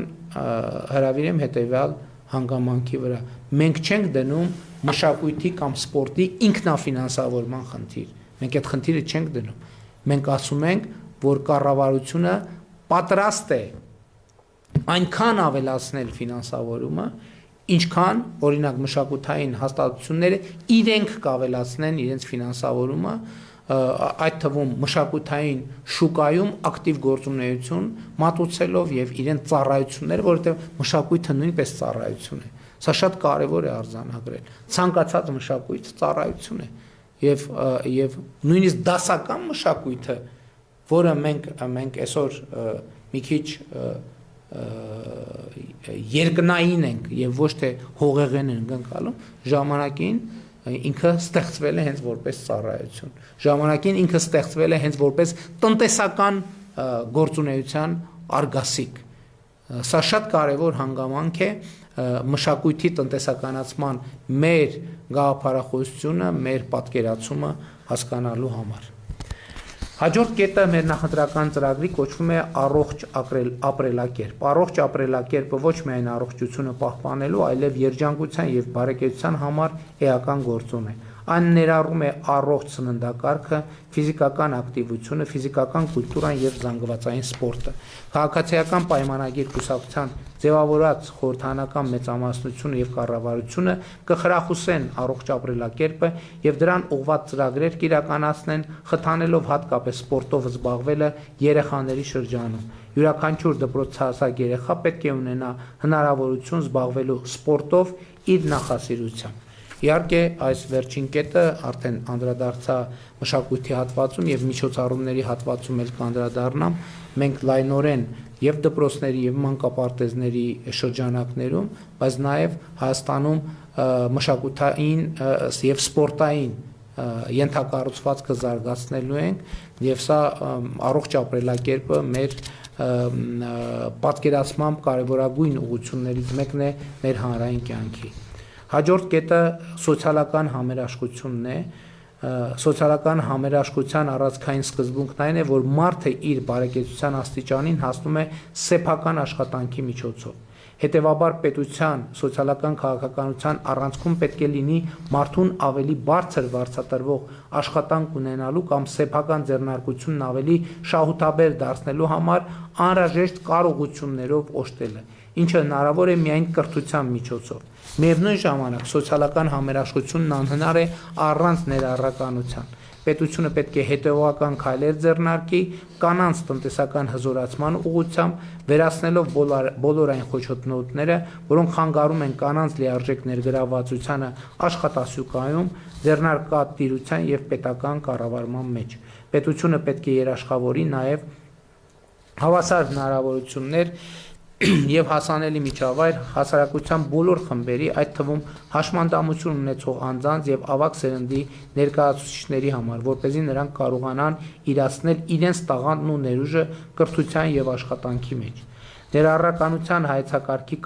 կարևոր բաղադրիչ է նաեւ թոշակառուների տնտեսական ակտիվության ապահովումը։ Կարևոր է այն գիտակցումը, որ որևէ անձ միայնակ չի կարող հասնել բարեկեցության։ Դրան նպաստում են հանրային տարբեր ենթակառուցվածքներ, ինչպես նյութական, այնպես էլ ոչ նյութական։ Սա նշանակում է, որ ցանկացած անձ պատասխանատու է հանրության առջև եւ այդ պատասխանատվությունն իրականացնում է աշխատանքով, այդ թվում հարկեր վճարելով։ Սիրելի ժողովուրդ, սիրելի քաղաքացիներ, ընդհանրապես պետք է պատասխանել մի հարցին։ Մարդկանց լավ ապրելը մեր մեծագույն նպատակներից մեկն է, դա կոչվում է բարեկեցություն։ Որն է լավ ապրելու միջոցը։ Լավ ապրելու միջոցը աշխատելն է։ Ուրիշ լավ ապրելու միջոց պարզապես գոյություն չունի։ Համենայն դեպս օրինական միջոց գոյություն չունի եւ անօրինական միջոցներով էլի հնարավոր չէ լավ ապրել, որովհետեւ լավ ապրելու կարևոր կոմպոնենտներից է նաեւ այդ հոգեկան հանդարտությունը եւ հանգստությունը։ Եթե որ մեկը ապօրինի ճանապարհով է լավ ապրում կամ փորձում լավ ապրել, ակնհայտ է, որ ինքը քունը կորցնելու է եւ սա չի կարող համարել լավ ապրել։ Հիմա, բայց ոչ բոլոր աշխատանքներն են ցավոք բերում եւ հանգեցնում լավ ապրելու։ Հետեւաբար ո՞նց պետք է մարդը լավ ապրի։ Մեր ընկալումն այն է, որ պետությունը պետք է մարդուն աջակցի, քաջալերի, որպեսզի ինքը լավ ապրելու համար անհրաժեշտ ավելի լավ աշխատանք ունենալու առավել մեծ հմտություններ ձեռք բերի։ Նաև էս է պատճառը, որ մենք անդադ խոսում ենք ցկյանս կրթության մասին։ Էլի վերադառնալով այդ թեմային, ուզում եմ արձանագրել հետևյալը. եթե մեր մոտ որևէ բան չի ստացվում, եթե մենք չենք կարողանում հասնել այնպիսի աշխատանքի, որը մեզ կհասցնի առավել բարեկեցության ավելի բարձր մակարդակի, ուրեմն մենք պետք է անդրադառնանք մեր գիտելիքին, մեր հմտություններին, մեր կրթությանը, անհրաժեշտության դեպքում գնալ վերապատրաստման եւ վերամասնագիտացման ճանապարհով եւ պետությունը այստեղ է, որ առաջին հերթին պետք է օգնի քաղաքացիներին ամենատարբեր ծրագրերով։ Ես էլի ուզում եմ ասել, չկա լավ ապրելու տարբերակ առանց աշխատանքի։ Ընդ որում աշխատանք ասելով ես դες վերջերս մի հետաքրքիր բան եմ նկատել, երբ որ մարդուն ասում ենք աշխատանք ունեք, շատ հաճախ մարդիկ ասում են չէ, չեմ աշխատում, հետո խոսակցության ընթացքում պարզվում է, որ իրենք ասենք օրինակ, իրենք ունեն ինչ-որ բիզնես։ Եվ տարօրինակ կերպով մարդիկ այդ բիզնեսը աշխատանք չեն համարում, մինչդեռ ընդհակառակը հենց բիզնեսը աշխատանքի է, զբաղվածություն է բառացիորեն եւ այստեղ էլ սոցիալ հոգեբանական մի նրբություն կա, որը դեռ պետք է հասկանալ։ Իսկ որ աշխատանքում եւ բիզնեսում հաջողությունը կապված է անհատական հմտությունների հետ, ես օրինակ դա ընկալում եմ հետեւյալ տրամաբանությամբ եւ պատկերով։ Ասենք օրինակ մենք շատ ենք տեսնում, որ նույն փողոցի վրա իրար կողմ գործում են կրպակներ, խանութներ եւ շատ հաճախ մենք արտաքին տեսքից արդեն հասկանում ենք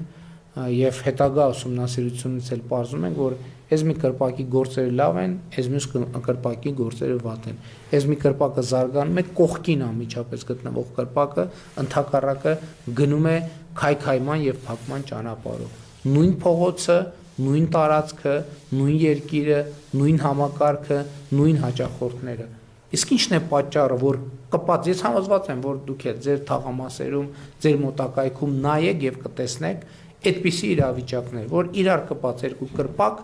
կամ խանութ բոլորովին տարբեր իրավիճակներում են եւ իրադրություններում են։ Ինչն է դրա պատճառը։ Դրա պատճառը անհատական հմտություններն են, անհատական գիտելիքը, որովհետև երկուսն էլ նույն դաշտում են գործում, երկուսն էլ նույն պայմաններում, նույն եղանակային, օրենսդրական եւ բոլոր հնարավոր նույն պայմաններում են գործում։ Այս է պատճառը, որ մենք կարծում ենք, որ մարդու անհատական հմտությունները զարգացնելը պետության առաջնային պարտավորությունն է, եւ սա է պատճառը, որ մենք ասում ենք, պետությունը պետք է ուժեղացնի մարդուն, ինչով պետք է պետությունը ուժեղացնի մարդուն։ Առաջին հերթին կրթությամբ, իհարկե սկսած մանկապարտեզից եւ դպրոցից։ Իսկ ինչով մարդը պետք է ուժեղացնի պետությանը։ Մարդը պետությանը պետք է ուժեղացնի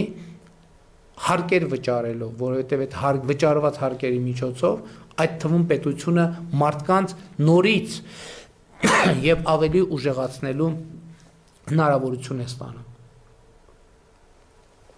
Իմիջիայլոց ուզում եմ անդրադառնալ նաեւ հարկերը դեմոնիզացնելու քաղաքականությամբ, որովհետև նրանք, ովքեր դեմոնիզացնում են հարկերը, նրանք խոսում են պետություն չունենալու, անկախություն չունենալու, ինքնիշխանություն չունենալու, զարգացում չունենալու, անվտանգություն չունենալու, խաղաղություն չունենալու օգտին։ Սա բացարձակապես անընդունելի է։ Պետությունը նույնպես ընտանիք է։ Ընտանիքը ո՞նց է ապրում։ Ընտանիքը ապրում է հետևյալ կերպ։ Մարդիկ աշխատում են, իրենց աշխատածը ինչ որ մի հատված օգտագործում են նեղ անձնական կարիքների համար, մյուս հատվածը դնում են ընտանեկան բյուջե։ Եվ ինչքան ընտանեկան բյուջե գումար մտնում, այդքան ավելի լավ ապրում է այդ ընտանիքը։ Նույնն էլ պետությունն է, ոչ մի տարբերություն։ Եվ հետևաբար, ինչքան շատ ենք մենք ներդրում պետական բյուջե, այնքան ավելի մեծանում է մեր բարեկեցությունը։ Ես էլի ու էլի ուզում եմ կրկնել իմ անձնական համոզմունքը եւ դա ակնհայտ է կարծում եմ։ Մարդու բարեկեցությունը առաջին հերթին կախված է ոչ թե նրանից, թե ինքը իր անձնական բարեկեցության համար ինչքան փող է ծախսում, մեզնից յուրաքանչյուրի անձնական բարեկեցությունը կախված է նրանից, թե Հայաստանի Հանրապետության պետական բյուջեն ինչքան փող է ծախսում յուրաքանչյուրի բարեկեցության համար։ Դրա ակնհայտ օրինակը, օրինակ, առողջության ապահովագրությունը։ որը արդեն կայացած իրողություն է Հայաստանի Հանրապետությունում։ Էլի բերում եմ շատ հայտնի եւ իմ սիրած օրինակը։ Մեզնից յուրաքանչյուրը չի կարող ինքը իր համար ճանապարհ կառուցել։ Ճանապարհները, որը մենք կառուցում ենք, բոլորի համար է, բայց մեզնից յուրաքանչյուրի համար է։ Որտեւ եթե մենք նույնիսկ ամենաճոխ ավտոմեքենան ունենանք եւ ճանապարհներ գոյություն չունենան, այդ ճոխ ավտոմեքենաները շատ արագ ջարդուփշուր կլինեն եւ հետեւաբար մեր բարեկեցությունը այդ մեքենան վայելելու կախված առաջին հերթին կախված չի նրանից, թե մենք ինչքան ենք գումար ծախսում մեր անձնական բարեկեցության համար, որտեղ մեր անձնական բարեկեցության համար ինչ որ մեկը, չգիտեմ, ինչ արժեն այդ մեքենաները, ասենք մեծ գումար է ծախսել եւ իր համար առելա, չգիտեմ, ինչ, Bentley է առել կամ Maybach է առել։ Բայց իր բարեկեցությունը կախված չի դրանից, որովհետեւ այլ կախված է նրանից, թե պետությունը գումար ծախսել է որակյալ ճանապարհ ունենալու համար։ Եթե չկա որակյալ ճանապարհ, ուրեմն այդ մարդը, այդ Maybach-ը կամ չգիտեմ, ուրիշ ով ինչ մեքենա նախընտրում, ով ինչի հնարավորություն, ոչ մեկ չի կարող վայելել։ Սա է ամենապարզ պրիմիտիվ օրինակը։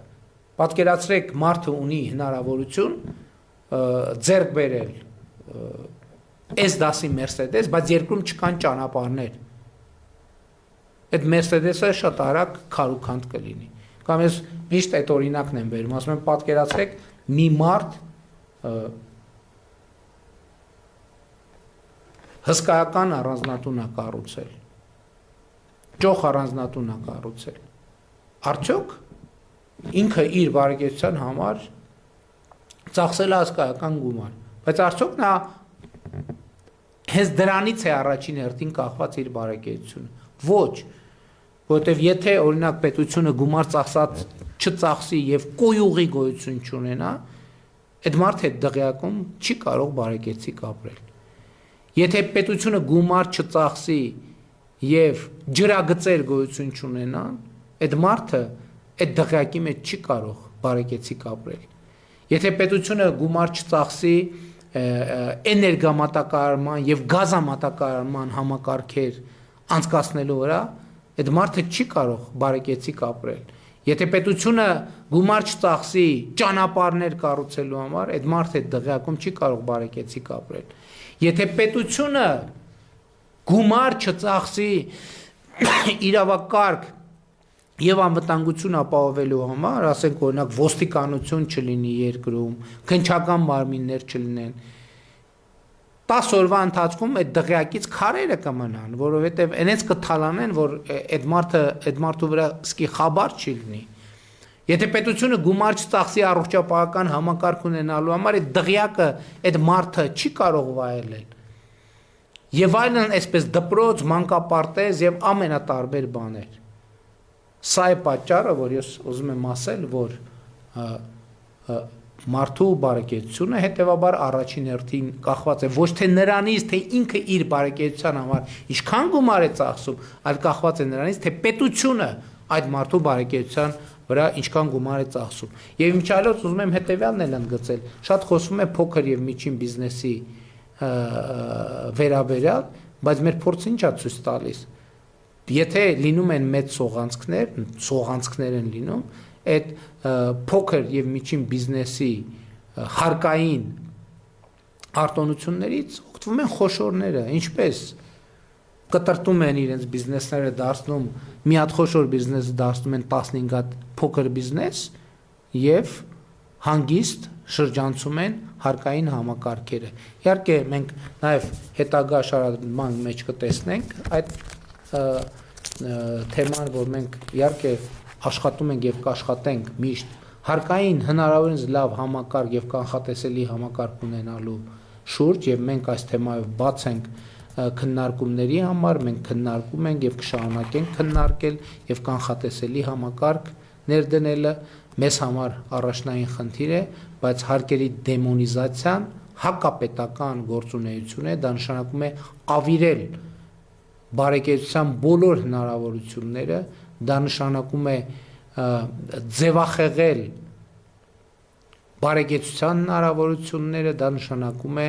գործել ընդդեմ պետության։ Կա հարկ, կա պետություն, չկա հարկ, չկա պետություն, կա հարկ, կա ճանապարհ, չկա հարկ, չկա ճանապարհ, կա հարկ, կա անվտանգություն, չկա հարկ, չկա անվտանգություն, կա հարկ, կա ազատություն, չկա հարկ, չկա ազատություն, եւ այլն եւ այսպես շարունակ, այսպես կարելի է թվարկել դպրոց, մանկապարտեզ, առողջապահություն, անվտանգություն եւ այդպես շարունակ։ Հաջորդ կետը մեր նախընտրական ծրագրի կոչվում է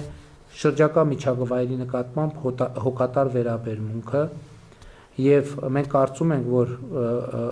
շրջակա միջավայրի նկատմամբ հոգատար վերաբերմունքը եւ կոշտ թափոնների խելացի կառավարումը հանրային կյանքի հարմարավետության, բարեկեցության, երջանկության, առողջության կարևոր պայմաններ են։ Բնության նկատմամբ խնամքը, կենսաբազմազանությունը պետք է լինեն պետական եւ հանրային ուշադրության կենտրոնում։ Կներդրվի կոշտ թափոնների շրջանաձև կառավարման համակարգ, հիմքում ունենալով Լիտվայի եւ եվրոպական մի շարք այլ երկրների հաջողված փորձը, հանքարդյունաբերության ոլորտում քայլ առ քայլ ստանդարտները կհամապատասխանեցվեն միջազգային լավագույն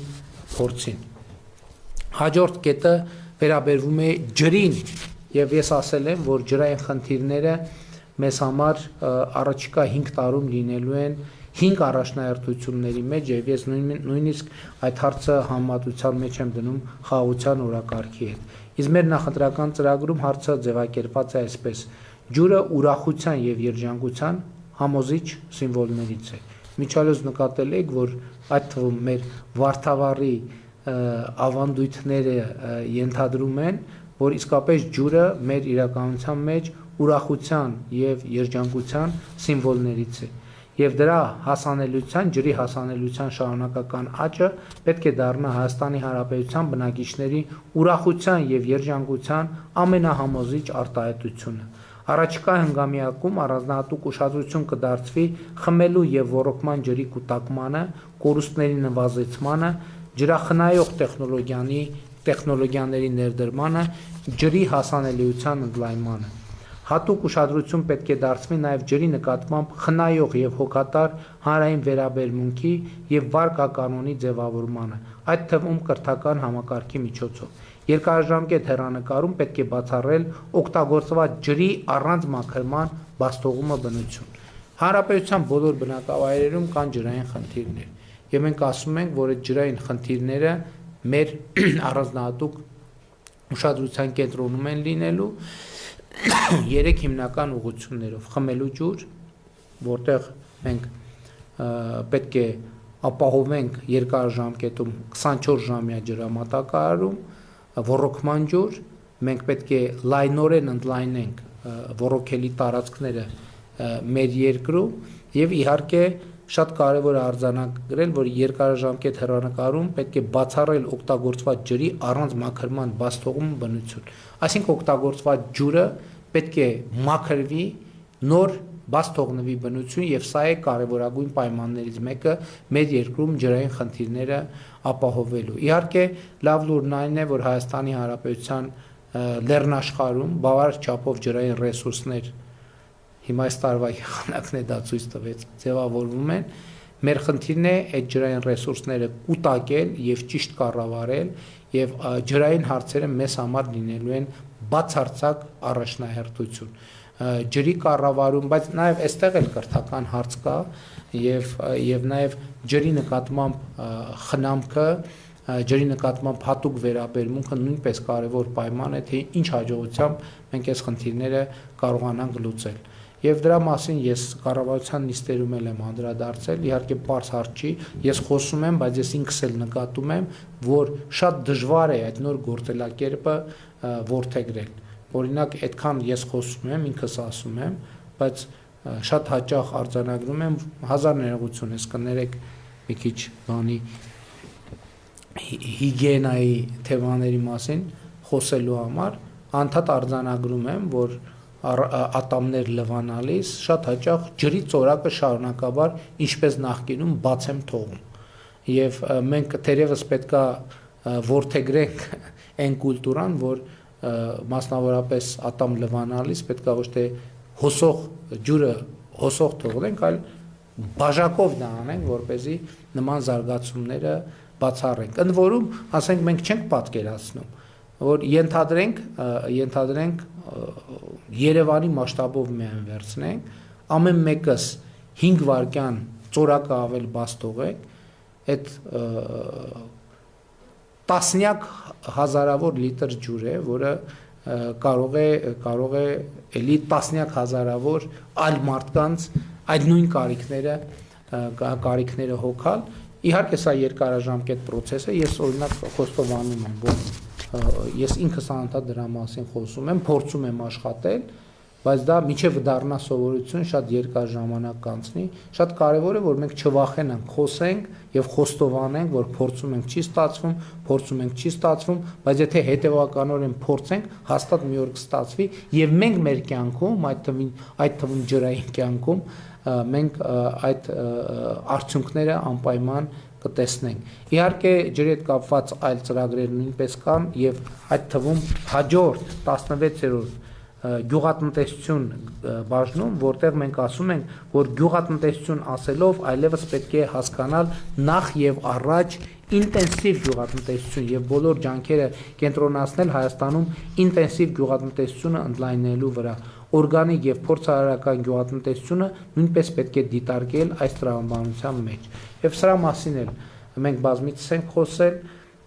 այդ թվում ջրային թեմայի հետ կապ ունի այս հարցը, որովհետեւ ջուր խնայող տեխնոլոգիաները էականորեն մեծացնում են գյուղատնտեսության արդյունավետությունը, կաթիլային ոռոգում եւ այլն, եւ նաեւ ջրի խնայման մեծ էֆեկտներ են ունենում։ Կարճ ասած, այն ջուրը ջրաքանակը, որ մենք սովորաբար օգտագործել ենք, ենթադրենք մի հեկտար այգի ոռոգելու համար, այդ նույն ջրաքանակը կարելի է օգտագործել 2, 3, 4, 5 հեկտար այգի ոռոգելու համար, բայց իհարկե այստեղ ակնհայտ մի օրողություն կա, որ հնուց տնկված ծառերը հնարավոր չէ այդպես այգիները տրանսֆորմացնել որպես ինտենսիվ այգիների, այդ է պատճառը, որ մենք մեր նախընտրական ծրագրում եւ դրա մասին կխոսենք դեռ կարևոր ենք համարում, որպեսզի մենք գյուղացիներին, գյուղացիական տնտեսություններին աջակցենք, որպեսզի նրանք այդ արդեն հնացող տեխնոլոգիաներից կարողանան անցում կատարել նոր ինտենսիվ գյուղատնտեսության տեխնոլոգիաների, որը իհարկե եւ աշխատանքի արդյունավետությունը, եւ բերքատվությունը, եւ սպասվող շահույթներն ու եկամուտները էականորեն կավելացնեն, մյուս կողմից ծախսերը, այդ թվում ջրի ծախսը էականորեն կկրճատեն։ Հաջորդ կետը վերաբերվում է Հայաստանի գյուղերից եւ մենք ձևակերպել ենք այսպես. Հայաստանի գյուղերը ցեխի միջից դուրս բերելը կշարունակի մնալ կարևոր խնդիր մարդկանց հարմարավետությունը, բարեկեցությունը եւ երջանկությունը ապահովելու տեսակետից։ Մենք վերջին տարիներին, վերջին 8 տարում Հայաստանի բազմաթիվ գյուղերում բազմաթիվ փողոցներ ենք սալարկել, նորոգել, այնպիսի փողոցներ, որոնք իրենց կյանքում երբեք այդ գյուղերի պատմության մեջ երբեք սալարկում, այսինքն բարեկարգ փողոց չի եղել, եղել է ուղղակի հողե փողոց, որը սովորաբար փոշու մեջ է, անձրևի ժամանակ ցեխի մեջ, եւ մենք Հայաստանի Հանրապետության գյուղերը ցեխի միջից հանելը շատ կարեւոր քաղաքական, տնտեսական խնդիր ենք համարում, որպեսզի գյուղում ապրելը ինքնին չնշանակի զրկված լինել։ Ես միշտ այդ օրինակն եմ բերում, որ գյուղում կանայք կաբլուկով կոշիկ հագնելու հնարավորությունից չի նշանակում, որ պետքա զրկված լինեն, եւ մենք այո բարեկեցություն ասելով նկատի ունենք նաեւ բնականաբար բարեկեցություն գյուղական վայրերում։ Եվ նաև այս մեր գյուղերի ցեխի մեջ լինելն է նաև, որ արտագաղթի գյուղական բնակավայրերից դեպի խոշոր բնակավայրեր արտագաղթի պատճառ է դառնում, եւ մենք այսպիսի պատճառներ կան, որոնց հետ չենք էլ առերեսվում, բայց դրանք լրջագույն պատճառներ են, եւ մենք այո Հայաստանի Հանրապետության գյուղերը ցեխի միջից հանելը մեր կարևորագույն տնտեսական, քաղաքական, սոցիալ հոգեբանական խնդիրներից է։ Միայն մի խնդրանք ունեմ, հնարավոր չէ տանել միանգամից։ Ես հույս ունեմ բոլորը տեսնում եք, որ այդ process-ները սկսված են, ընթանում են եւ միանշանակ այդ process-ները առաջ կգնան։ Ինչպիսի արագությամբ ես էլի եւ ինչ ծավալով ես էլի անընդհատ կրկնում եմ նույն բանը, այն ծավալով, ինչ ծավալով մենք ամեն անգամ առևտուր անելիս կպահանջենք եւ կստանանք ՀԴՄ կտրոններ։ Ինչքան շատ մենք ՀԴՄ կտրոններ պահանջենք եւ ստանանք, այնքան ավելի արագ, ավելի մեծ ծավալներով մեր գյուղերը դուրս կգան ցեխի միջից, այնքան ավելի մեծ ծավալներով մեր ճանապարհները գյուղական, ներգյուղական, միջգյուղական, ներհամայնքային, միջհամայնքային ավելի մեծ տեմպերով կկառուցվեն, չնայած մեծ հաշվով նաև մեր այսօրվա տեմպերը վատը չեն, բայց իհարկե միշտ էլ այդ տեմպերը ավելացնելու եւ որակը ավելացնելու տեղ կա։ Հաջորդ մեր նախընտրական ծրագրի կետը հետևյալն է. վայրի եւ ընտանի կենդանիների պաշտպանությունը կլինի քաղաքացիական պայմանագիր կուսակցության ձևավորած խորհրդանական մեծամասնության եւ կառավարության ուշադրության կենտրոնում։ Միևնույն ժամանակ թափառող կենդանիներից քաղաքացիների պաշտպանության ուղղությամբ կձեռնարկվեն համալիր միջոցառումներ։ Հաջորդ կետը հանրային կառավարման ոլորտի բարեփոխումների նվազագույն նպատակն այն է, որ պետական եւ համայնքային մարմինները չխոչընդոտեն անհատի կազմակերպությունների ստեղծարար եւ լեգիտիմ գործունեությանը եւ անհարկի դժվարություններ չստեղծեն դրանց համար։ Առավելագույն նպատակն է այդ ամենում օգնել աջակցել անհատներին եւ կազմակերպություններին։ Այս խնդիրը լուծելու համար անհրաժեշտ է, որ հանրային եւ համայնքային ծառայությունը մրցունակ լինի մասնավոր հատվածում աշխատանքի հետ, որպեսզի ավելի ու ավելի շատ տաղանդների հնարավոր լինի ներգրավել հանրային եւ համայնքային ծառայություններում։ Սա եւ բովանդակային, եւ իրավական, եւ տեխնիկական իմաստներով էականորեն կբարելավի հանրության եւ յուրաքանչյուր անհատի կյանքի որակը։ Պետական պաշտոնյաների բարեվարկության ստանդարտների եւ հակակոռուպցիոն համակարգի հետագա զարգացումը նույնպես հանրային կառավարման արդյունավետությունը բարձրացնելու համար էական նշանակություն ունի։ Մեր հաջորդ կետը վերաբերվում է գիտությանը։ Գիտությունը պետք է զարգանա ոչ միայն հիմնարար ուղղությամբ, այլև պետք է ստեղծի կիրառական գործիքներ հանրային եւ պետական կյանքը, տնտեսությունը եւ կրթությունը տեխնոլոգիաների օգտագործումն առավել արդյունավետ դարձնելու համար հանուն հանրային բարեկեցության եւ զարգացման։ Գիտության զարգացման մշտական ուղեկից եւ խթան պետք է լինի։ Գիտությունը զարգացման մշտական ուղեկից եւ խթան պետք է լինի։ 2026-2031 թվականների ընթացքում գիտության ֆինանսավորումը կաճի եւ կհասնի հնայի 1%-ի։ Ես այս վերջին կետերը մեկնաբանելով ուզում եմ ասել հետևյալը, ընդհանրապես ակնհայտ է, որ քաղաքացիների կյանքը առաջին հերթին կախված է, կյանքի որակը առաջին հերթին կախված է պետական համակարգերի եւ համայնքային համակարգերի աշխատանքից։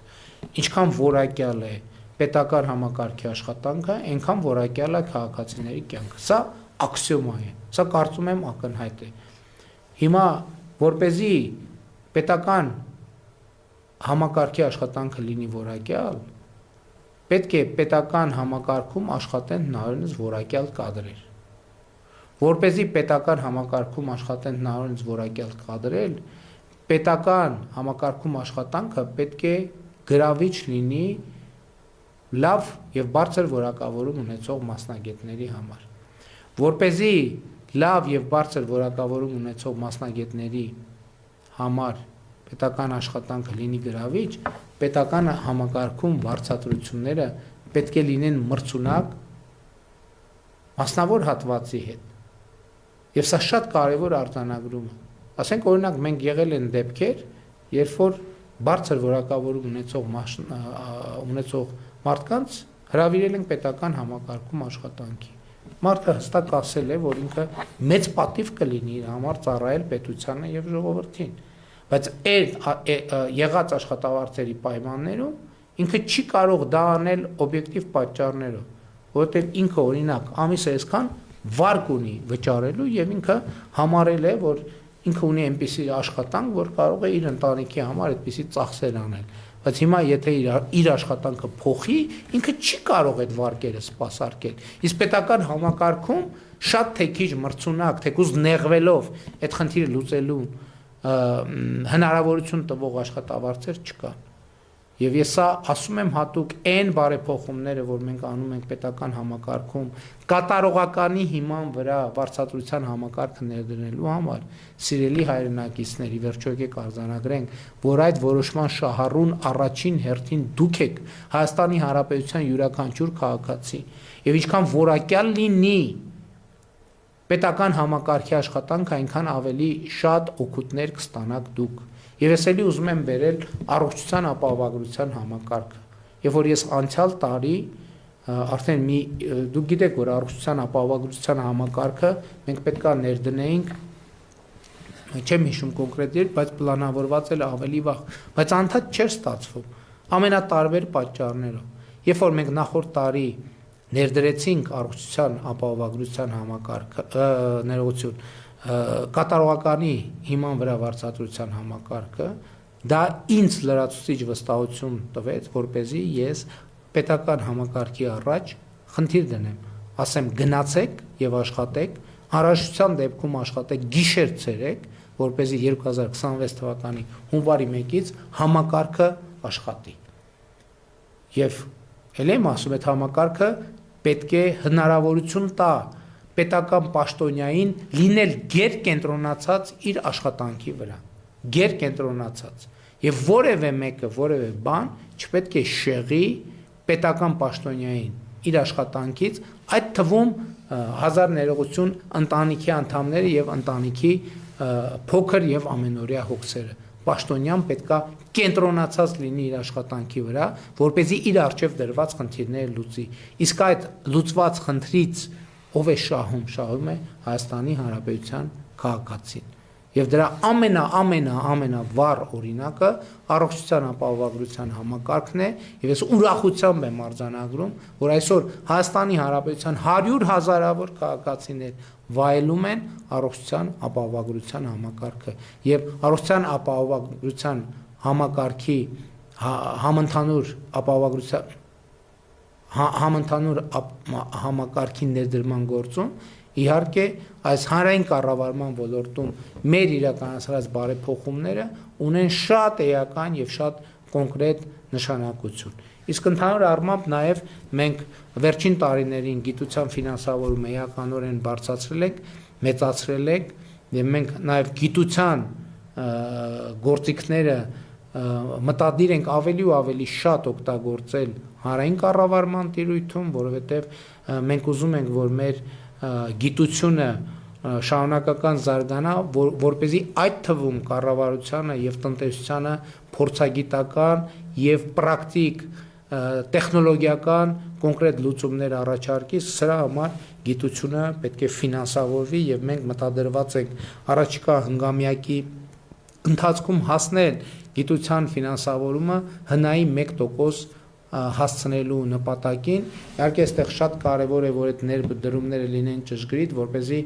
գիտության ֆինանսավորումը ինքը ուղղակի կամ անուղղակի բերի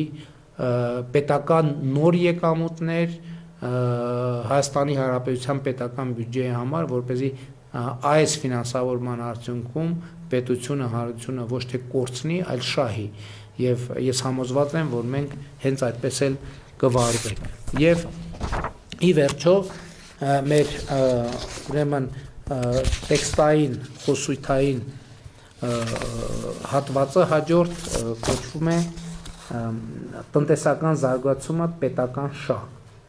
Հայաստանի Հանրապետության պետական շահը տնտեսական զարգացումն է, որովհետև միայն տնտեսական զարգացման արդյունքում են ձևավորվում այն ֆինանսական միջոցները, որոնցով կառուցվում են դպրոցներ, մանկապարտեզներ, ճանապարհներ, ամրացված շրջաններ, վճարվում կենսաթոշակներ եւ այլ սոցիալական նպաստներ, իրականացվում առողջության ապահովագրության համար անհրաժեշտ ծախսեր, իրականացվում հասարակական կարգի պաշտպանություն, ֆինանսավորվում գիտությունը, դիվանագիտական ծառայությունը, բանակը եւ պետական կյանքի բոլոր ոլորտները։ Հետևաբար արտաքին եւ ներքին կյանքին վերաբերող բոլոր որոշումները պետք է ծառայեն Հայաստանի Հանրապետության պետական շահին, տնտեսական զարգացմանը։ Հարկային կարգավորումները մի կողմից պետք է ապահովեն պետական եկամուտների կայունությունն ու աճը, մյուս կողմից առավելագույնս կանխատեսելի միջավայր ստեղծել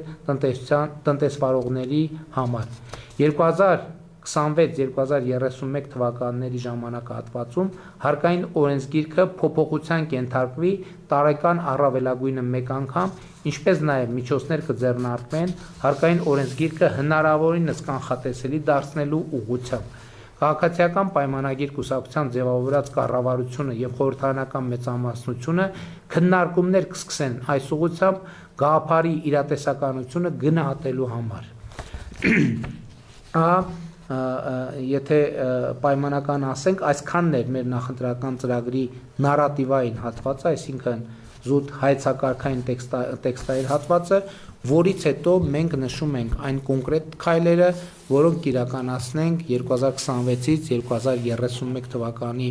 ընթացքում, բայց քանի որ այսօրվա ներկայացումն էլ արդեն համարյա 2 ժամ տևում է եւ այնուամենայնիվ աշխատանքային այլ գրաֆիկ կա, ես այսօրվա ներկայացման հատվածը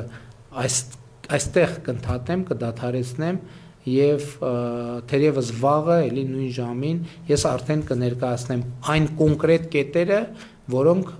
ներառված են քաղաքացիական պայմանագիր կուսակցության նախընտրական ծրագրում։ Շնորհակալ եմ, որ հետևում եք եւ սիրում եմ բոլորիդ, լավ եղեք, մինչ նոր հանդիպում։